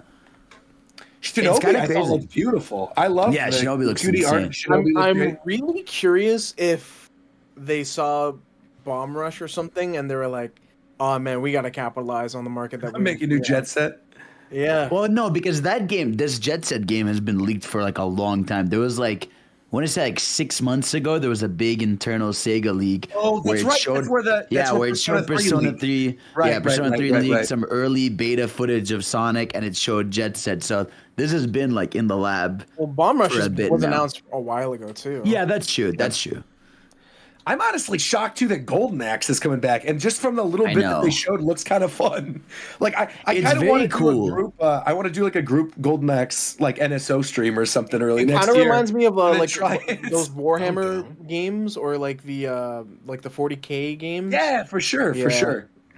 Looks This fun, is though, man. like this whole thing. Like from what they're saying, it's like a very big deal. Like it really is them basically just wanting to be remembered and up in the public eye, because right now basically they've just been carried money wise by Sonic, Yakuza, and Persona. That's basically been their like big three that they revolve around, right? But now they want to go back to being known for like just having fun arcadey games, especially because all those games are arcadey and just all gameplay focused. So they want to do that. And they said this is just phase 1, and we know they're still working on some super game that's coming out 2026. So I feel like I think Sega's about to go into their Capcom arc, where like they are just putting banger out after banger. All right, I'm gonna need you to fucking relax. Hey, I'm serious. That's what they're planning, man. I super hope you're right. I'll say, like, when they said, "Oh yeah, we're putting all this money into games," it's like, finally, you as a company have just been taking your games that could make you so much money and then just kicking them out the door, like, "Oh fuck it, put it out." So I'm excited and hoping Sega is turning a new leaf, but I need to see it. Now, does Sega still own the rights to Panzer Dragoon? Because I know there was a recent. There was a recent they remake. can still do it. There was the remake that came out a couple years ago, right? That was made by Forever Entertainment. No, Sonic and All-Stars Racing Transform. There's a Panzer Dragoon stage. Okay. Okay. Because I was like, I think a new Panzer Dragoon done by Sega could be awesome. Because like, I thought the remake that released a couple years ago on Switch was actually pretty decent of the first one. But I think that franchise has so much potential. And I want to see them bring that back. I think Skies of Arcadia could be another great one. Yes, that's what I'm hoping for. For sure. Air Pirates or Seaman. Sky Pirates or whatever. Seaman, there you go. That's right. Hey yo. Right on. Seaman could come back too. I wasn't gonna say anything. Hey yo. Yeah. Maybe a new Shenmue revival. Did Shenmue? Also, Shenmue, I think the third one came out, right? And then did not do well. Flop? Yeah. It was like a Kickstarter too. I feel like if I remember, it bombed. It bombed so bad. I also do think it's funny because on one hand, it is kind of shocking seeing that Sega trailer with all those old franchises coming back. But on the other hand, I think if you look at their output the past couple years, you can kind of see this in the works, right? Because like they 100%. Like something I never hear anybody talking about, but when it came out 2 years ago, I loved it. Was Sakura Wars. There was like the reboot, semi-reboot of Sakura Wars that came out that was actually excellent.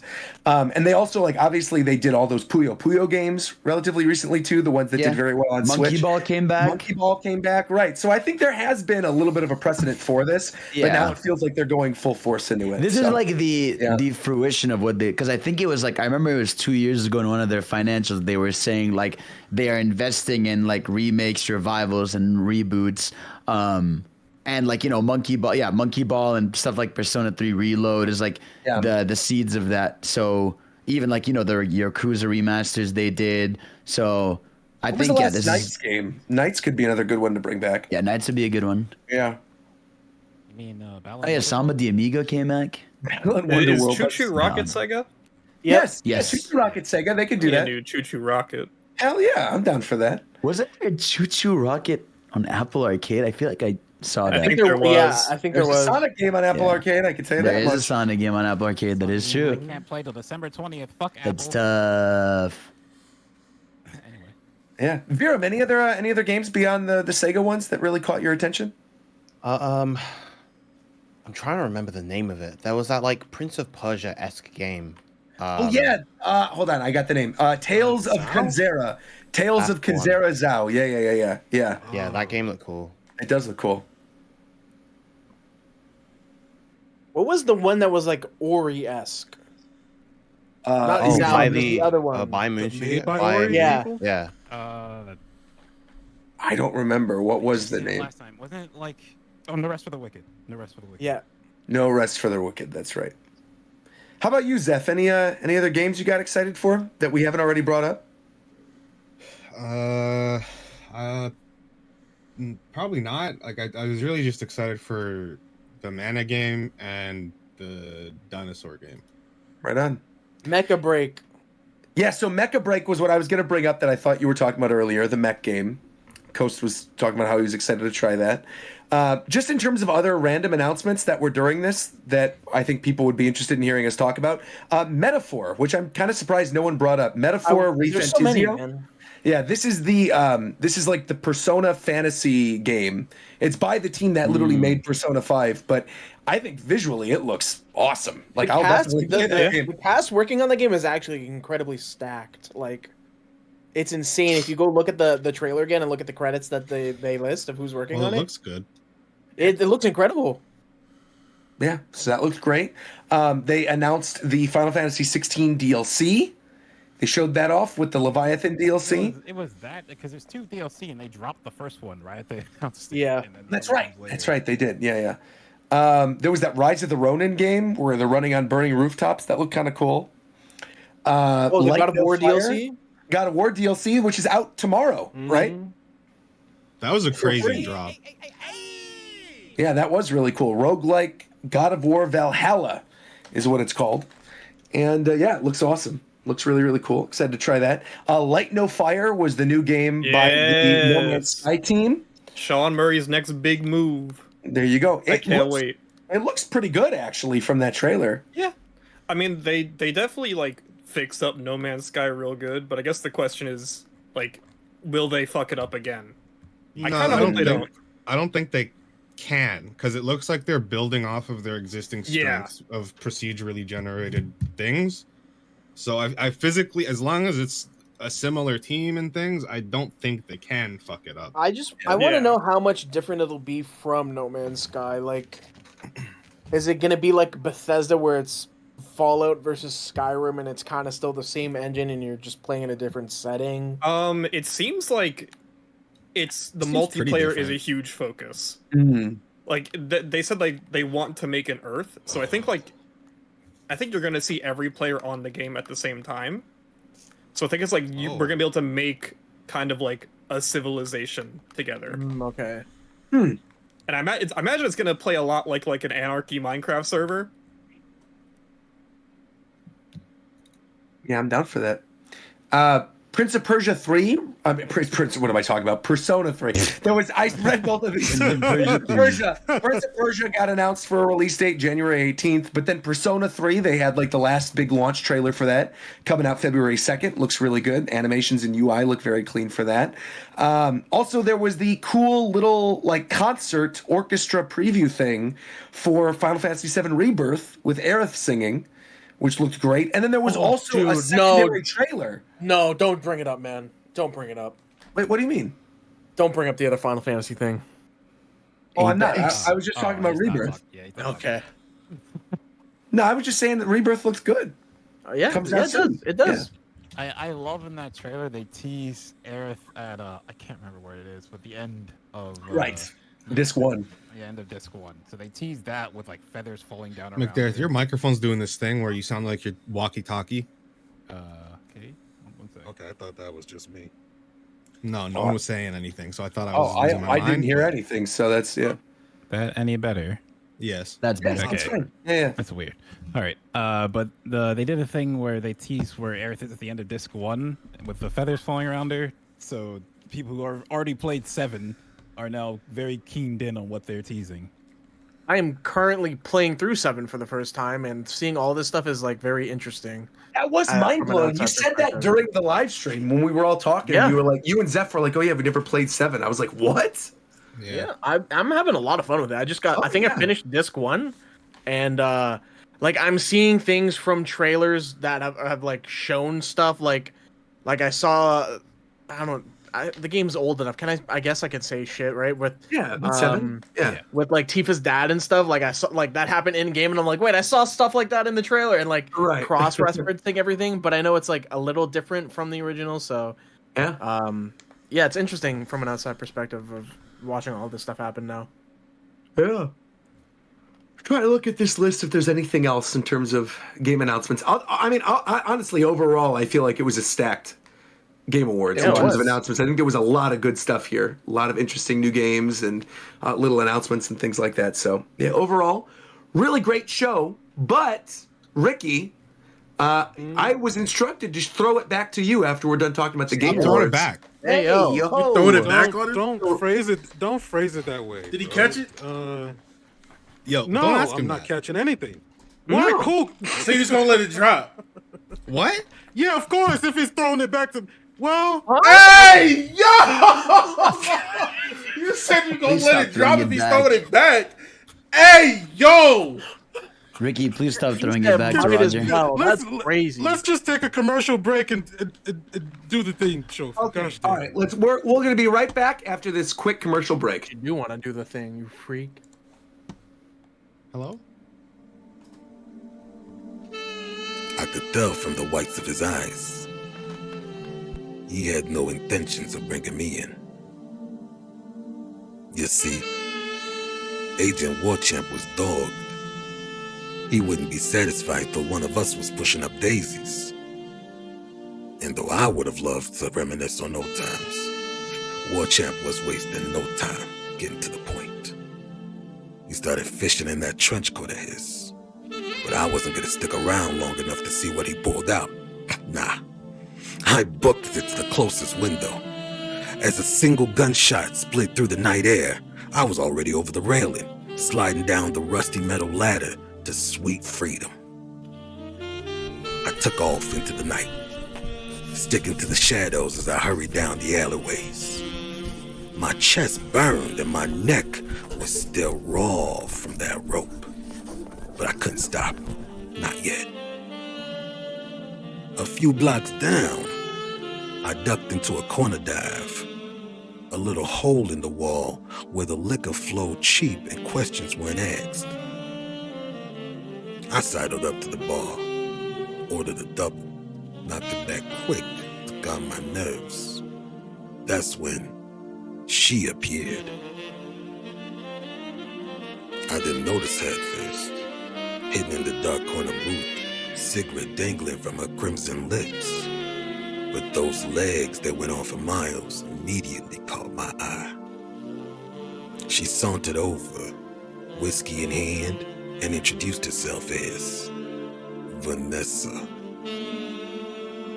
Her voice was like honey, but her eyes were cold and calculating. Still, I couldn't resist. I was hard as a long day's work. She claimed she wanted to help. Said she knew a place I could lay low for a while. I was wary, but had no other options. We left just as the distant wail of sirens drew closer. She led me to a rundown tenement on the edge of the city. The rooms were small and sparse, but it would do for now. I was sure I was about to get it on. Hell, I was still undressed from earlier, but I should have known better. Must have slipped something in my drink. The second my body made contact with the bed, I drifted off, too exhausted to move. Then she made a call. Moments later, the detective busted through the door, gun aimed right at my heart. She had sold me out, and now I was trapped once again. But Vanessa underestimated me. I always kept an ace up my sleeve.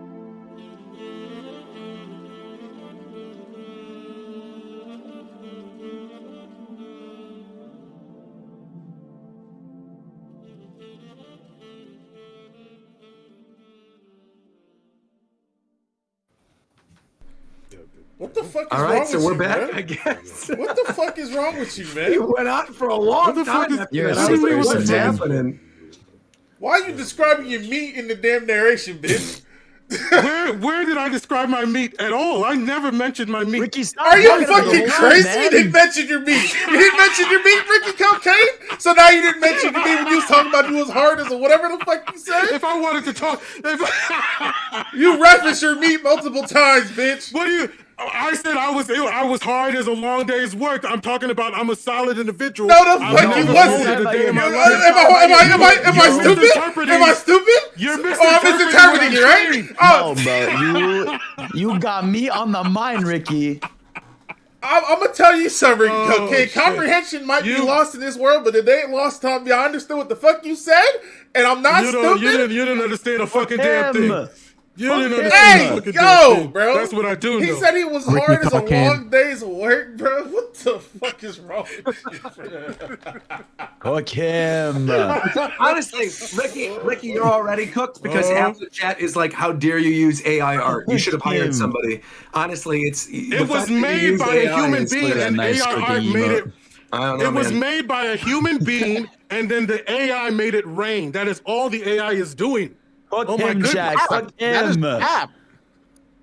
What is cat? Oh, anyways, Fuck his ass, Chad. Well, one person we know is not getting cooked next year, or for 2025 for that matter, is Rockstar, because they recently revealed a trailer for the next entry in the Grand Theft Auto franchise. The trailer leaked actually a day before, because the dumb kid of one of the heads of the studio decided to put it on his TikTok, and so yeah, No, the that was trailer something is else. now out. No. Well, wasn't No. that, Here's right? what happened. It was Okay, some let's hear kid it. was leaking it from far, and then some Bitcoin crypto dude leaked it online. That's still wrong. By That's BTC. still wrong. Yeah. That's still wrong. Oh, is it still Well, wrong? let's hear it. The Let's way hear it is the son of the art director of Rockstar that's been working at the company since Grand Theft Auto 3.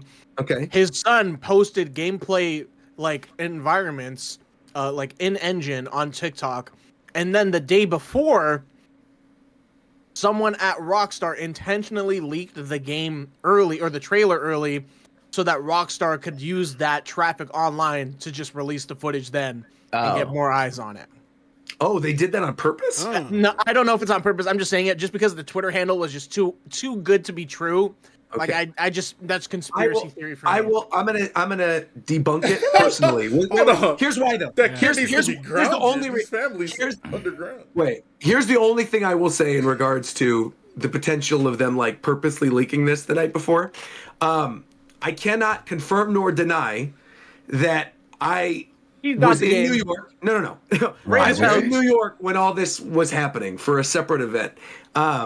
When all this stuff was leaking, and there was absolutely something planned for that Tuesday to line up with the full launch of the trailer, like Eastern time. There was going to be a cool thing that was happening.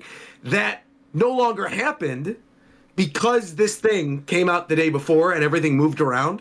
I don't know to what extent this thing was going to be like some cool thing, but I do know there was something planned that Tuesday that did not end up happening because they had to scramble to release the stuff Monday anyway after people screwed up when they dropped it like super late. So I don't. What'd you just say? What was that whisper? What was that? What? Who? Speak up. Who No whispered? one whispered, man. Someone just whispered. Am I going crazy? No one whispered, bro. Someone the whispered. virus, I the heard virus that something. Rockstar injected into his So bloodstream. you're is saying finally you have gone. GTA 6 is what you're telling me. I'm saying that I'm playing it right now, right? So, Okay. yeah, no. In actuality, You're done. I think in actuality, I really do think because of stuff that they were planning around the launch on Tuesday and like making it this big thing, I definitely do not think it was intentional on the end of Rockstar to I also think release it's it like on Monday. it's GTA 6. They don't have to do that. That trailer was gonna get 1 trillion views if Oh, it yeah, like but- if that Sure, happened or not. Most definitely. Either way, Yeah. having something leaked and then just releasing, like, you'll get Right. more views on it, right? I It doesn't really guess. matter, but like, you generate traffic with it, right? Yeah. Yeah. Yeah. But I know for a fact the developers were very upset that it leaked Yeah, no, early. I'm sure. Yeah. With that being said, good lord, the graphics look incredible, man. That is like one of the prettiest looking looking games. The first Unbelievable. scene Air when physics? she's looking out the window, I'm like, this is just real footage, man. This just looks real. Yeah. I honestly thought it was CGI, but then I thought about how Red Dead 2 looked. I was like, oh, you know what? This actually does kind of seem like the next step of that, their graphics. Also, I think it's worth noting that the video is currently at 140. The trailer is currently at 142 million views on YouTube, Crazy. and was so popular and broke the views counter tab on YouTube when they dropped it. It was being shared everywhere. It was like I think it was said that it was the most watched video game trailer of all time. I think it's Between one of the most movie- watched no, no. videos, period, isn't it? Wow. I think the only thing that did better is like a BTS video. But besides that, it was like the quickest 100 mil for a media thing Wow. ever. It's crazy. Wow. And it feels understated a little bit because it's so commonplace that like GTA has been around for so long, right? Sure. Nothing will really trump that hype about the trailer dropping or just the game releasing, right? When the game drops, everyone's going to be talking about it like it's like in every household. Like I don't think any game will ever come close to that kind of hype. Yeah, there are Crazy. very few individual games that can drum up that much hype instantly, just from dropping a trailer at any random time and going, "Okay, here we go, we're taking over the news cycle." Visually, I think again, like the people look incredible. I'm wondering what's going on with the social media stuff. Like if that's going to be something in the game, if that's going to be It's part of the game. probably where- like I'm sure it how will the be. other GTA games have the TV shows. Mm. It's probably just the new version of that. I also thought it was funny though that a lot of those were plays on already popular like TikTok things. Like the girl or the woman, I should say, the older woman who's standing outside with like the hammer outside of her house is like straight up ripped from a TikTok. Yeah. Or like the other person twerking on the car. I think one of all the- those I think- are. The alligator in the pool is one. Yep, The yep, guy all getting of- arrested all of- and he's all the of face them- tattoos. Yeah. All of them are references to like viral videos that happen in Florida, and one in particular, the guy with the tattoos on his face, has the Joker guy, started. that's He right. started a lawsuit with Rockstar. For That using guy his not likeness. getting one wretched cent. He's Nope. not getting the cent. No way. Nope. No, they're gonna find a way to make him lose money. Yeah, I think actually that might be one of the, like, you know, in GTA you usually have your phone with you. I feel like deadass in that game they might have like a TikTok like app where it can literally scroll through events that are going viral and you can go to them in the game. Yeah. I definitely see that happening with GTA Online. Yeah, that'd be crazy, 100%. One of the shot that like impressed me, I think the most was like around the 30-something second mark, where you get the plane flying over the bay, where you get like the bridges that are on the water that look so blue, and then all these little islands surrounding it. I'm like, I think it would just be fun to like steal a jet ski and then drive around to all the little islands in the bay. Like I don't even need the city at this point. Just like let me drive on a jet ski. It looks really incredible, and there's some great stuff even in that one shot of like the freight ships that are going underneath the bridges with the seaplanes, like with the little ski-doos and everything. It looks really cool. So yeah, I'm not even like I'm not even like obviously that big of a GTA person, but I could see myself sinking a lot of time into this one for sure. Looks really cool. I like the approach they're doing with the dual protagonists in this, or maybe not even protagonists, but like just how they're approaching the playable characters in this. It's like a Bonnie and Clyde type thing. Yeah, for sure they are. Okay. Yeah, it's like two runaway lovers doing crime in Miami. Looks great though, and there's a lot of cool, like, funny Easter eggs if you just like pause the trailer at certain moments. I'm sure people have done full deep dives of stuff, but like, I'm sure. one of the ones is there's like a shot where they're on an expressway. I'm trying to scroll through the trailer and find this, but it's like an expressway at night. I know the stadium that the Miami Heat play is in is shown in that, so Oh, here we go. I found it. Doing something over there. This is at the 51-second mark in the trailer where it says only Leonida did a crotch grab as an apology act for a bad driver. And you see there's like a sign in the background. And on the billboard in the back, it says wanted for panty sniffing. And then there's... Huh? Yeah, that's what it says. Go to the 51-second mark, and it's on the billboard. It's in the top left. It says wanted for panty sniffing, something guys. And then there's like a little police badge up there. And so... just lots of weird little things in the background. There's another one where it's like, please don't, it's like if you use your underwear, please don't resell it here. Like when they're robbing the store. It's on the far right. Yeah, what does it say? We will not accept cash stored in underwear is what it says on the sign on the door. So, yeah, the humor seems intact. Visually, it looks great. And it's coming out in 2025. It's also funny because people... That's the worst part about it. The time we're in, people are accusing Rockstar of being woke because it has a female lead. It's just like, are you looking at the rest of this trailer? I'm gonna be real. I haven't really seen any of that at all. I saw like maybe like a handful of those things, and a lot of it was just people dunking on those people. We don't have those people are gonna die of heart disease soon. So yeah, there you go. See, we're good. We don't have to worry about them. Yeah. That also, I think that is also wild to me that there's a subsection of angry dudes who are sad that like there's a Latina protagonist in this game, because it's like, what would they rather have? They want like a white guy killing cops? I thought the whole thing is that they love cops. So what exactly do they want? Wouldn't they rather have someone of a different race if they're trying to be like, oh, it's too woke or whatever? So like, it feeds into. You know what I mean? Yeah, it's like it's weird. Yeah. It's like, well, how do you want it then? Like, what do you actually want? I would love to see social media right now if that GTA 4 DLC, the Ballad of Gay Tony, came out. Bro, and just them react to that. I would love to see that. That'd be pretty funny. That'd be, yeah, that's wild, man. Yeah, overall, I think it looks great. It looks really good. Well, like if it's not coming out to 2025, then what the hell are we going to look forward to for 2024? We got a whole year to wait. They kind of prematurely dropped that on us. Well, so that Wukong game that got announced, or the release date got announced, I should say, during the Game Awards is August. And then Final Fantasy Rebirth is right at the beginning of the year, right? It's February, along with a lot of other stuff. There's like the new Yakuza game is coming out at the beginning of the year. You've got the Tekken 8 coming out. The new 2K. Shut up, bro. What are you talking? Grand Blue Fantasy Relink. He was being serious. Persona, yeah. I think because like Tekken 8, Grand Blue Fantasy Relink, and Final Fantasy 7 are all real close to each other. Yeah. I also feel very strongly that Switch 2 is next year. I know we've talked about it a lot.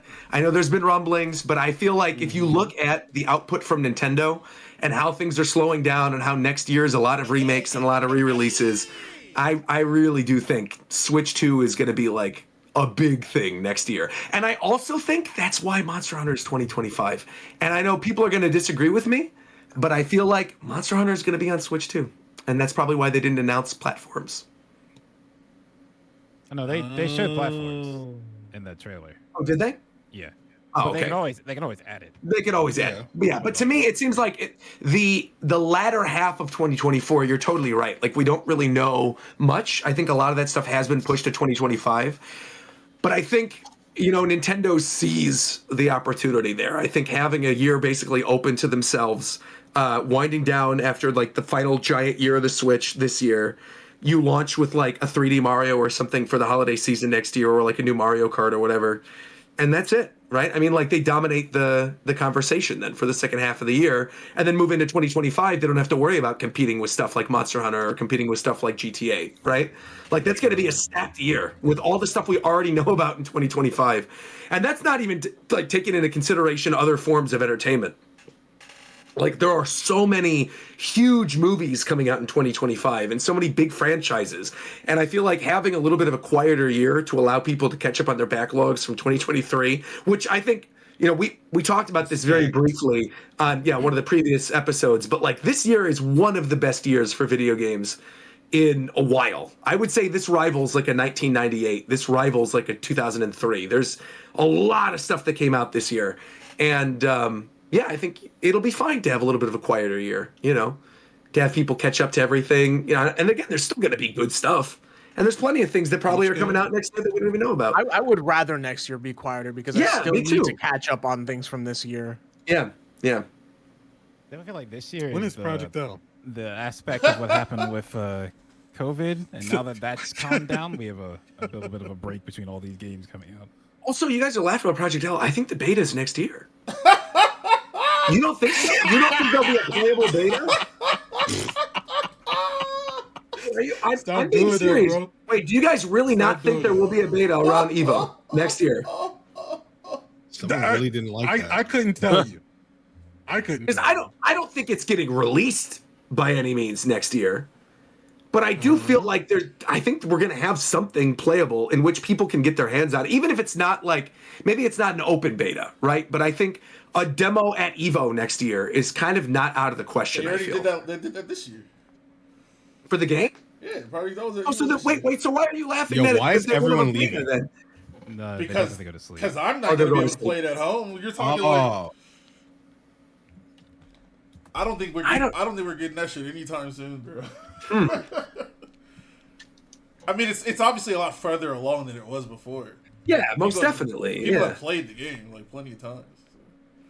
That's why I was thinking that, you know, we might get something. Maybe it wouldn't be a beta, right? It'd be an alpha or something. But I do think there are going to be people playing that at home at some point next year.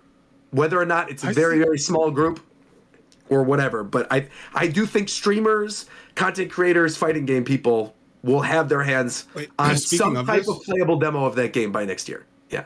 Since Viram left. Shout out, by the way, to Viram and Mike, who both had to bounce. They went to bed. Yeah. Yep.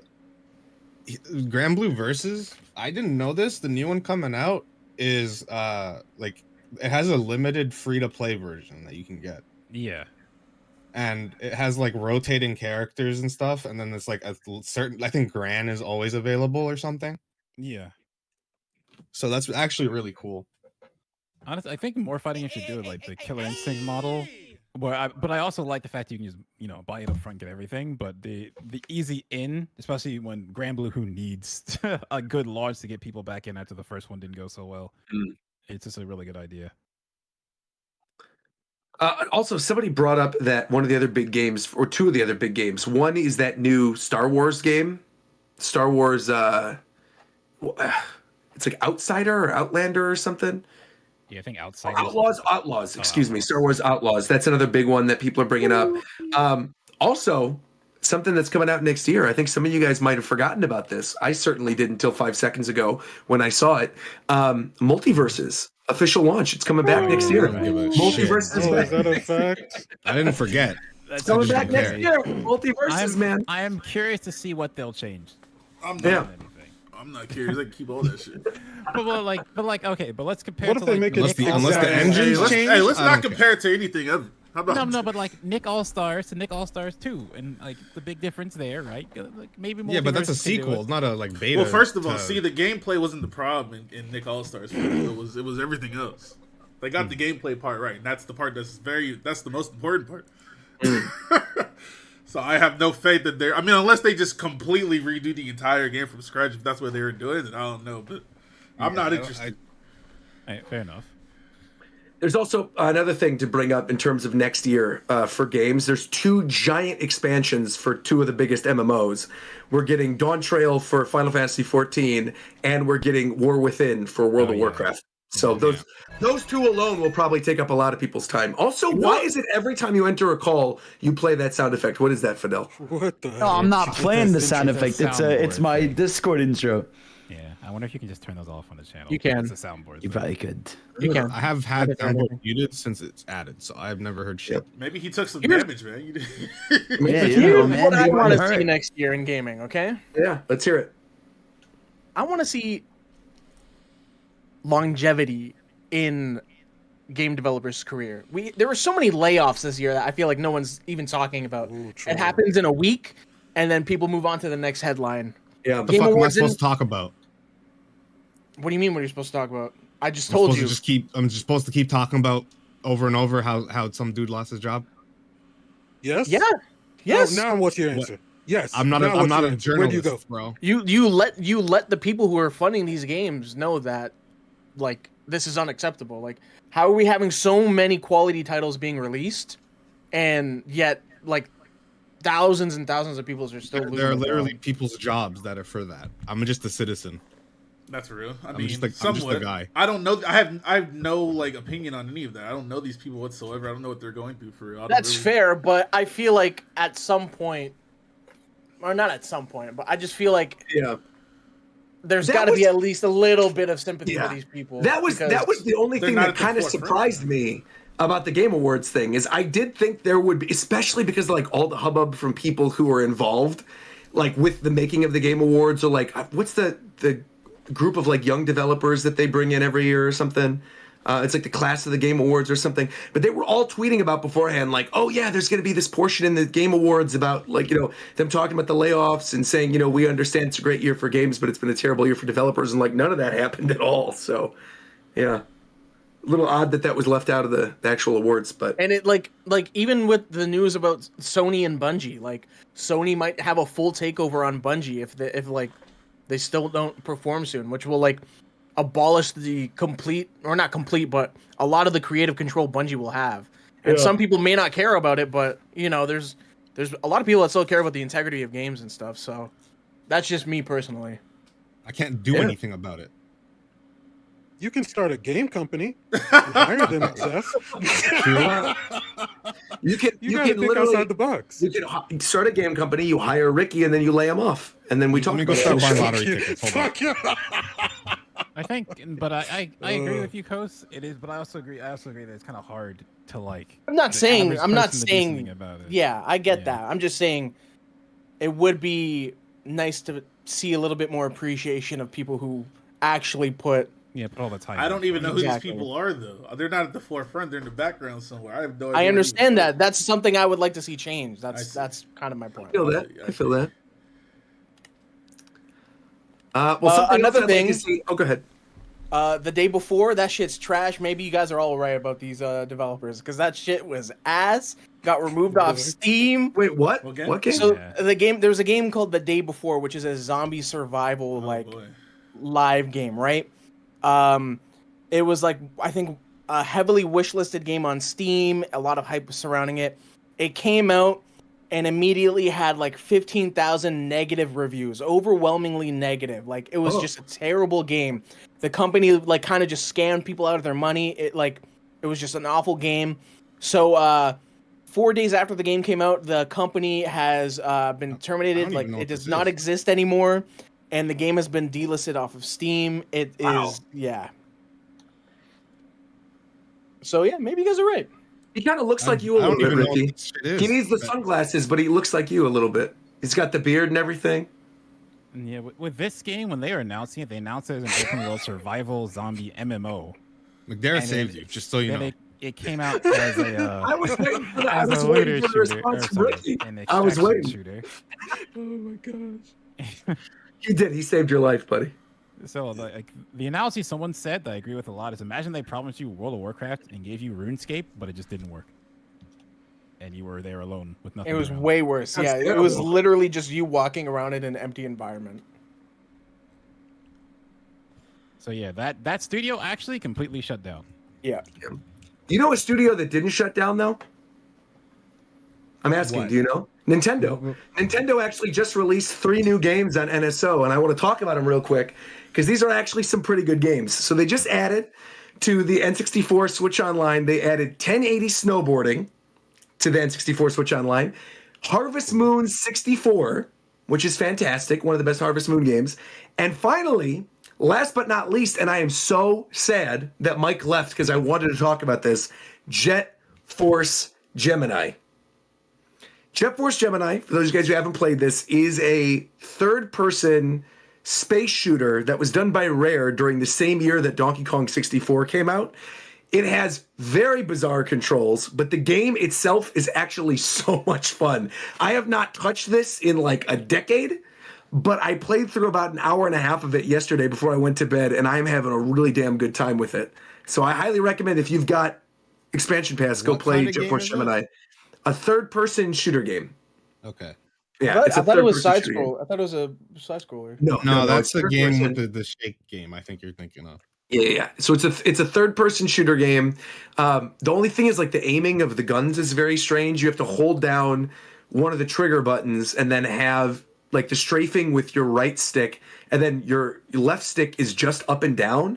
Like, you can't go any other direction. You're just kind of like going vertical. And it's very bizarre, but once you actually get used to the controls, it's fine. But the music is pretty great. It's really genuinely funny. It's a well-written game. And it just has the right type of 90s vibes, man. It's cool. All I'm saying is they brought back the wrong snowboarding game. Well, Snowboard Kids is an eventuality, I think. That's okay. So I'm glad you bring that up, because this is something I've heard people talking about. Atlas? It is, but Atlas has already brought in a bunch of games on the various Switch. So I'm sure they could do it. So I'm sure they'll do it. Also, remember there was a list a couple years ago that leaked of every game that's ever going to be added to it. It was a lot of it was just testing the emulator. Oh, was it? Yeah, because there was like stuff like Battle Network 5 specifically, or like specific versions of Mega Man Zero and things like that. But I would not be surprised if Snowboard Kids gets added eventually. I think the whole big thing with N64 Switch Online or any of these Switch Online things is, I feel like day one, with whenever the next Switch comes out, we are most definitely going to be seeing like all of this stuff carried over to the next system. Yeah, hopefully, because the infrastructure Nintendo should have by now is that we don't need to rebuy these games again every time they make a new system. Just they've confirmed that, I think, right? I think they have. Yeah, they've said that they've like shown there's like some infographics showing how everything is going to be carried forward. Yeah, it's the only thing that's kind of up in the air right now is whether or not physical games will be able to be played on the Switch too. But I think even then, I think it's going to be. I think we've even talked about this on the show. I think it's a DS. It would be so 3DS situation. Yeah, I don't see a world in which that doesn't happen. Yeah. But that, I wanted to bring that up a little bit with N64 Switch Online. Anything else in terms of gaming news you guys want to touch on? Fucking best game of all time gets DLC in 2 days. Pokemon Scarlet and Violet. Yeah, right. That is. Oh no. Well, that's right. Indigo Disc comes out. That's it's releasing at so it's supposed to come out on the 14th, but because of time zones, it's releasing here on the 13th at 8 p.m. Eastern. I ain't playing that shit. I bought it, so I'll play it, but I'm not counting down the days. You know what I'll probably do though, Ricky, to be fair? You know how with the teal mask, how I made like a whole new team? Yeah. I'm not doing that. I'm bringing all my level 100s. No. I'm bringing my level 100s. I'm stomping all these kids, destroying them and destroying their futures, and that's it. That's the plan. Yeah, I'm getting out of there. Getting into the school, beating everybody, and then walking out. That's it. Isn't this supposed to be the more beefy side of the DLC? It's supposed to be a lot of battles and new trainers. A lot of battles and stuff. Yep. Yeah. It's the big. All the more reason for me to bring in my level 100s and completely destroy them. Bro, you think you're gonna have any trouble beating anything in that game, bro? No, I don't. To be fair, I brought in a Dragonite from Pokemon Go that had terrible IVs that I then named Ricky Cocaine and played through the majority of Teal Mask with just that. So I feel like we're okay. Yeah. Shitty shit game aside, if like there's some cool stuff that I saw. Like so this we know the school itself is in Unova now after like trailers and stuff. So like the like biodome shit that they have. Okay. The locations there are inspired by Unova because we see footage, screenshot, whatever, of a cave that looks almost identical to Chargestone Cave, and you can find Galvantula and Joltik in there. So I imagine other areas of the biodome thing is just gonna be sections of Unova, like slices of it dropped into there. So I got to ask you then, do you think this is a better chance now that Unova is going to be made again in this engine, or do you think this is their way of being like, we're going to throw Gen 5 a little bit of a bone, but then with the black and white remakes, we're going to do something different? Nah, the dude that leaks everything but is a freak has basically confirmed we're getting some type of Unova title. So they're not doing this for no reason. Okay. I The, honestly, the wild they should battle just do music Legends. apparently in the dome is very similar to Black and White 2's wild battle music. Maybe, or I mean, I honestly think it would be sick if they did Black and White 3. That's what one of the things was. I would love that. Yeah. It would make sense if they're introducing people like Drayton. Yeah. Yeah. Wasn't it like Pokemon Gray was supposed to be a thing or something? No, there's like a I don't want to. There's like a whole bunch of Gen 5 trademarks, and it was like Gray, Violet. But I think originally they were just like, we have so many cool ideas and new things that we can do. Let's just make a sequel.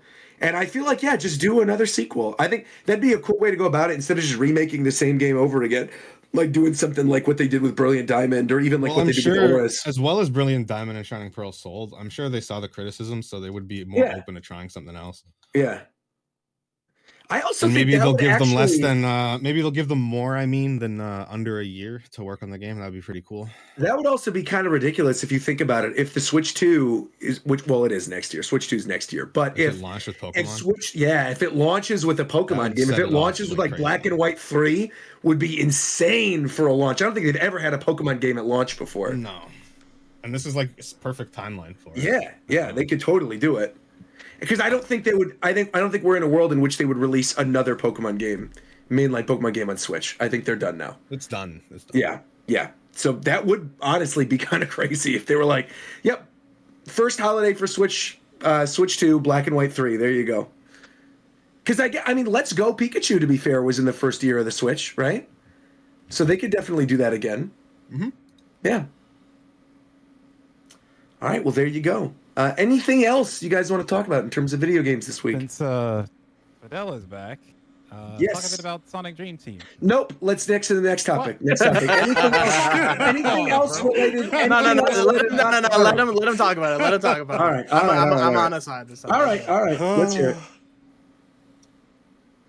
Go ahead. All right. Good job talking about it. All right. I guess I'll come back to this later. Okay. No, go ahead. The floor's yours. Let's talk about it. Dream Team. Let's go. It has to be Fidel because my Apple account got locked, so I can't play it till the 20th when they won't allow me to unlock my fucking account. Garbage company. Anyway. What do you think about the game that the guy leaked to us in our hotel room, Fidel? Jesus Christ. I had a great time with it. I thought for an Apple arcade game, for a Sonic mobile game, it had no idea being that good. Connecting and controller to it's nice. It's kind of like the way I describe it is just kind of like 3D Land-esque. I don't know, like it's a smaller scale game. There's only 4 areas, each have like 3 acts in them. But it's like a game that you just kind of play. You're like, this was super fun. It's super polished. You can play, you have like the 3 gameplay types. So speed type with Sonic Amy, flying type with Tails and Cream, and then you have Knuckles Rouge for gliding. And for the most part, you can swap between any of them in a lot of levels. Some levels are specific to those characters because of the way the platforms are laid out. And it's just a really good, like, mobile-like experience. Because obviously you can tell it's designed for iPhone first because you really can only do 2 moves. Because you can play with a controller, and it feels good to play with a controller, but then, like, you lack some inputs. Like, it's weird I can't do a stomp or a drop dash, so I can mainly just boost and do my homing attack or, like, the special move that each character can do. So because it's a 2-button game, sometimes it feels limited. But it's like the environments are really nice. The gameplay is just super well made. It's not like you don't have that many, like I said, movement options, but for the way they've designed the layouts, everything feels fun. It's got very good replay value. You can get, the red coins, or there's some blue coins in the levels. You get unlockable trophies, kind of like in Smash.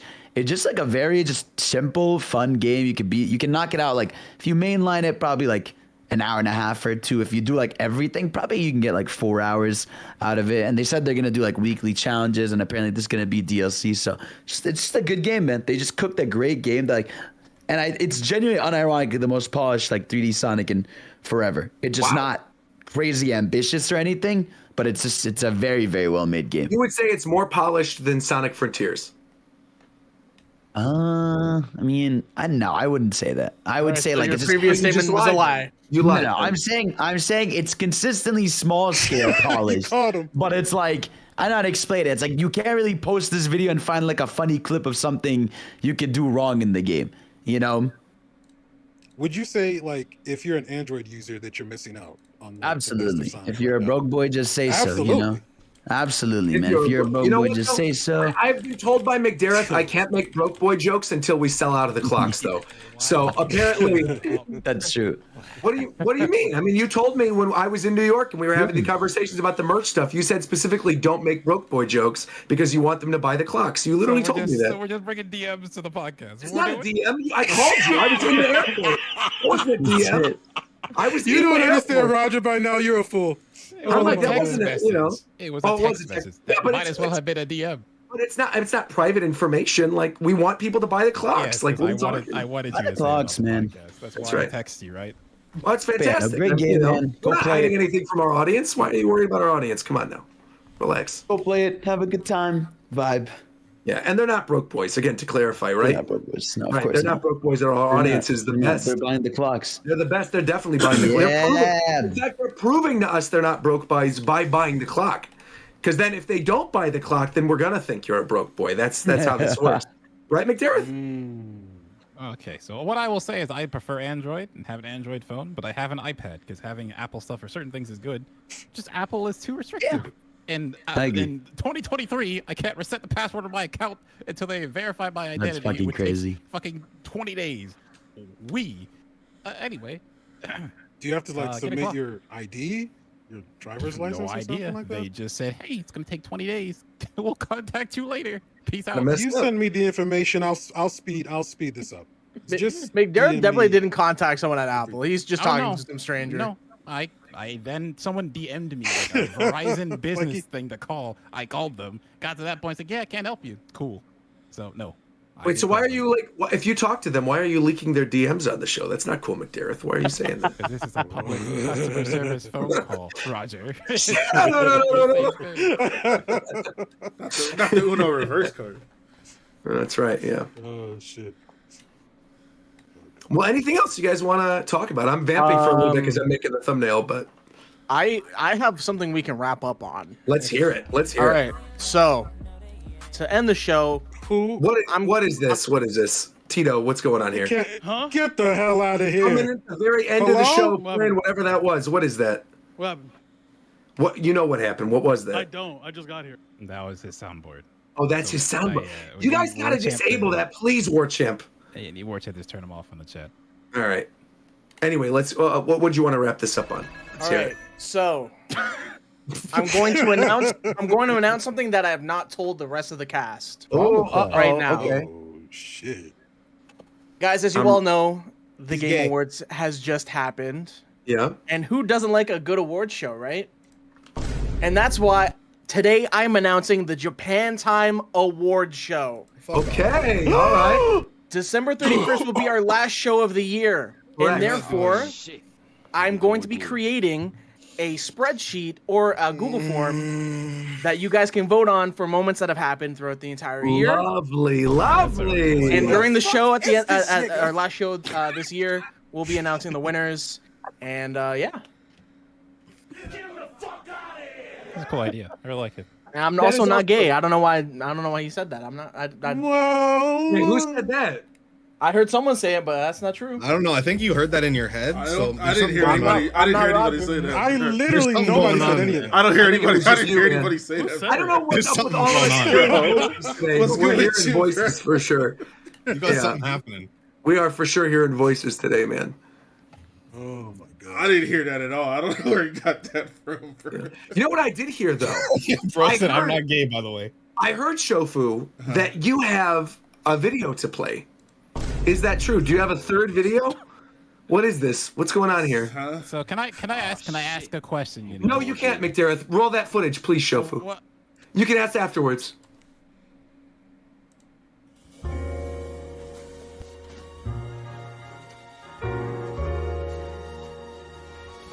It was obvious from the moment you stumbled into bar that you ought to run. The wild look in your gaze, the bruises around your neck, or not even a stitch to cover your manhood. You had guilty written all over you. And in this city, I know all the faces of the crooks. Yours is one I couldn't miss. When you told me your name was Roger DeLuigi, I nearly laughed out loud. Even a petty thief could come up with a better alias than that. I knew you were wanted, probably for something big based on how jumpy you were. So I decided to make a call to the law and hopefully secure a reward in the process. Don't take it personal. It's just business. I'm sure you would have done the same thing if you were in my position. We do what we must to survive in this cutthroat town, you know. But all this could have been avoided if you had just been smarter. You move like an amateur. You should have changed your old appearance. A simple disguise, like a hoodie or new t-shirt from WDFAshop.com, could have kept everyone off your trail. Anything to cover up that recognizable mug of yours. You made it too easy for me to ID you. But it's too late for all that now. You're going back to the slammer, and I'll be collecting every penny of that $14 over your head. Maybe you'll wise up for your next escape. However, now, your number's up. As this Dame Vanessa rambled on with Agent Warchamp's gun drum, I couldn't help but feel misunderstood. In my line of work, betrayal like this was nothing new to me. So what would make them think I'd come unprepared?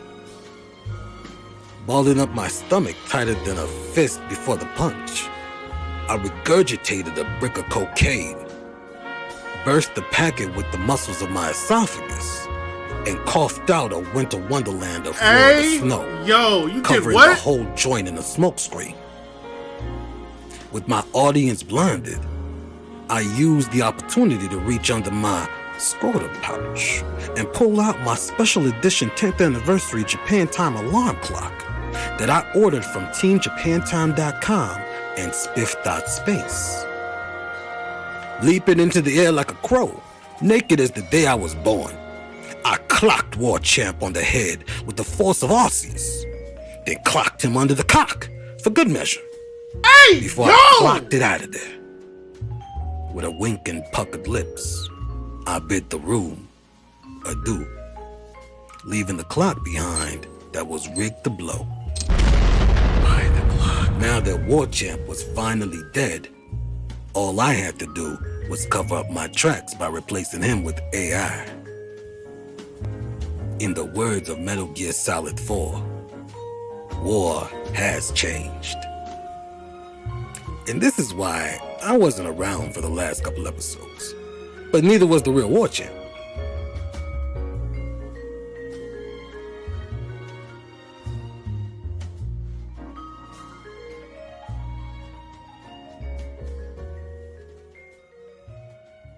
Don't report the stream. I had nothing to do with this, bro. I had nothing to do. What?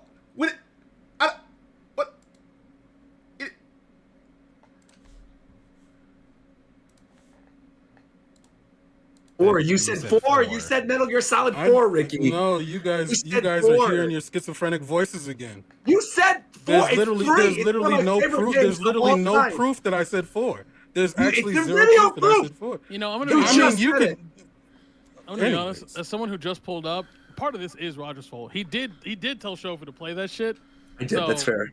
So it's Roger. I'm gonna say it's 8%. I didn't know what the contents were. This is really my fault. I should have. I didn't have time to review. I didn't have time to review the footage, bro. It was kind of a. That's why I sprung it on you last minute. See, it had nothing to say. You see this chat? If I had given this to you ahead of time, then you could have reviewed it and vetoed it and all this other bullshit. All right, so I gotta come in at the very last second. Hey, I'm glad you said this. I have been absolved of all responsibility because you said this. Thank you. No, that's still your chance. Whoa! See? You see this? You see this? He blamed. This is Ricky, crazy. I just want to double check with you, right? All right, like let me get this straight, right? You think the way we're gonna sell clocks, okay? Because they're bombs, bro. You That's talking it, about it pulling it out of your fucking scrotum pouch, and that is a bomb. If you don't have a scrotum pouch, you're the problem. Hold on. McDermott, I don't think why were your esophagus muscles or whatever the fuck you said strong enough to burst open a brick of cocaine, bro? Explain that. The wildest line of all of that was when he said I was coughing up a winter wonderland. I was like, what are you talking about? Why did he punch Warchamp under the cock? Yeah. Oh my God. For good measure, because I wasn't sure he was down. What the hell? Just snap it. Everything was explained in the story. Y'all weren't even paying attention to the story. I'm paying attention to every single word, bitch. I am sure. I know one thing that our audience is down for, and that's the video that Shofu's about to play right now. That's not from you, but is actually from McDareth. Real fast before okay, that, go ahead. you could Okay, put up this picture, put in there, Shofu. Just one last time, and it get your clock in a way that isn't from a scrotum pouch, Ricky. By the ones that I'm gonna keep it a stack. Ricky Loki has done more marketing than any of us, so we can't really say shit. Nah, that's a lie. That's a lot. He gets it, bro. Ricky, you might understand the algorithm, bro. McDermott is second. Bro. You might understand, McDermott's bro. kind of been. You might understand. No. Ricky doesn't even do half the marketing. He just generates it in AI shit, bro. What he just did. That's how you promote 2023. Let's go, Ricky. You feel me? That's content, boy. That's content, boy. Y'all don't really know how content works, bro. Ricky, let's go, Ricky. He inserted it into the story, bro. I heard it, bro. That's what I'm saying. He even put an ad in there. Let's go. All right, I have your knee pads over here, by the way, too. That'll be the next merch drop. That's crazy. That's insane. That's insane. Wait, whoa. I have a question about this. No. We don't need to hear whatever they're about to talk about.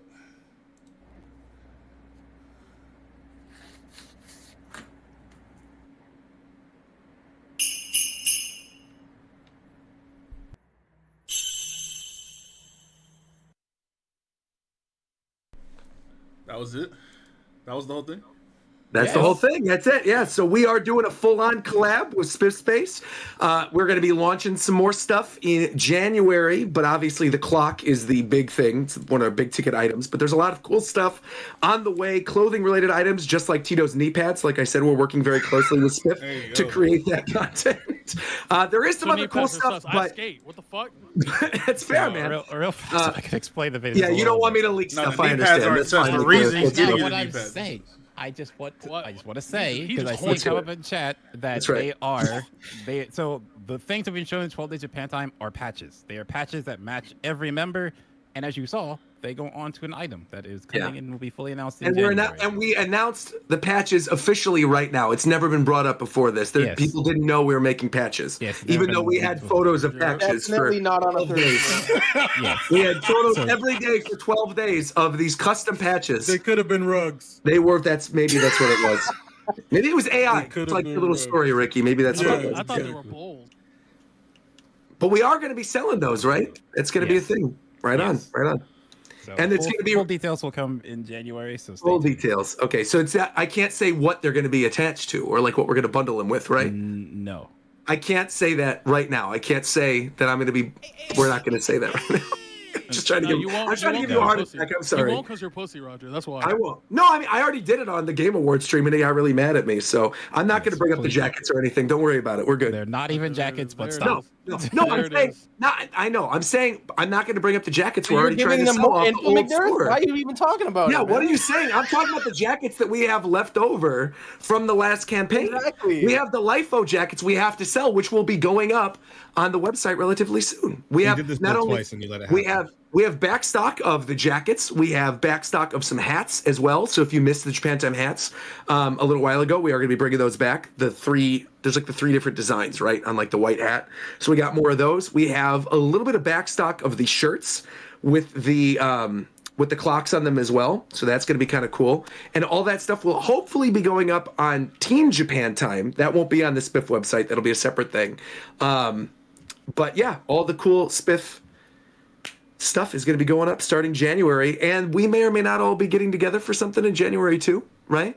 Yeah. Can we say that? Yes. I mean, cool. I leaked We've already it, hinted- so we've already hinted at that. So Okay, yes. cool, yeah, cool, January cool. So we 6th, can say you that, already know. definitely. We're Okay, going got back. that. It wasn't me. My hands are up this time, McDarrett. This wasn't me. I promise. Okay, all we need to know is that Ricky will not be there because he's a fucking whore. He might actually. He might send his brother.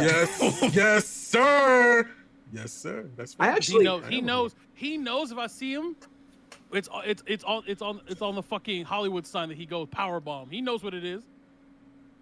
All right, can we stop dodging what we're actually here for? What's up? What?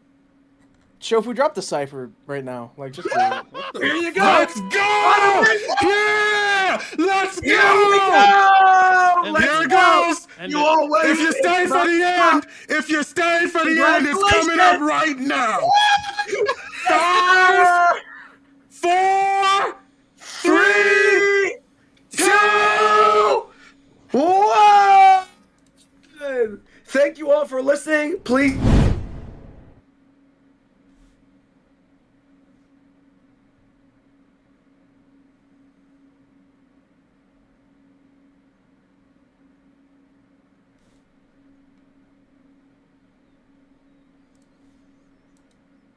The fuck, bro? You were literally screaming.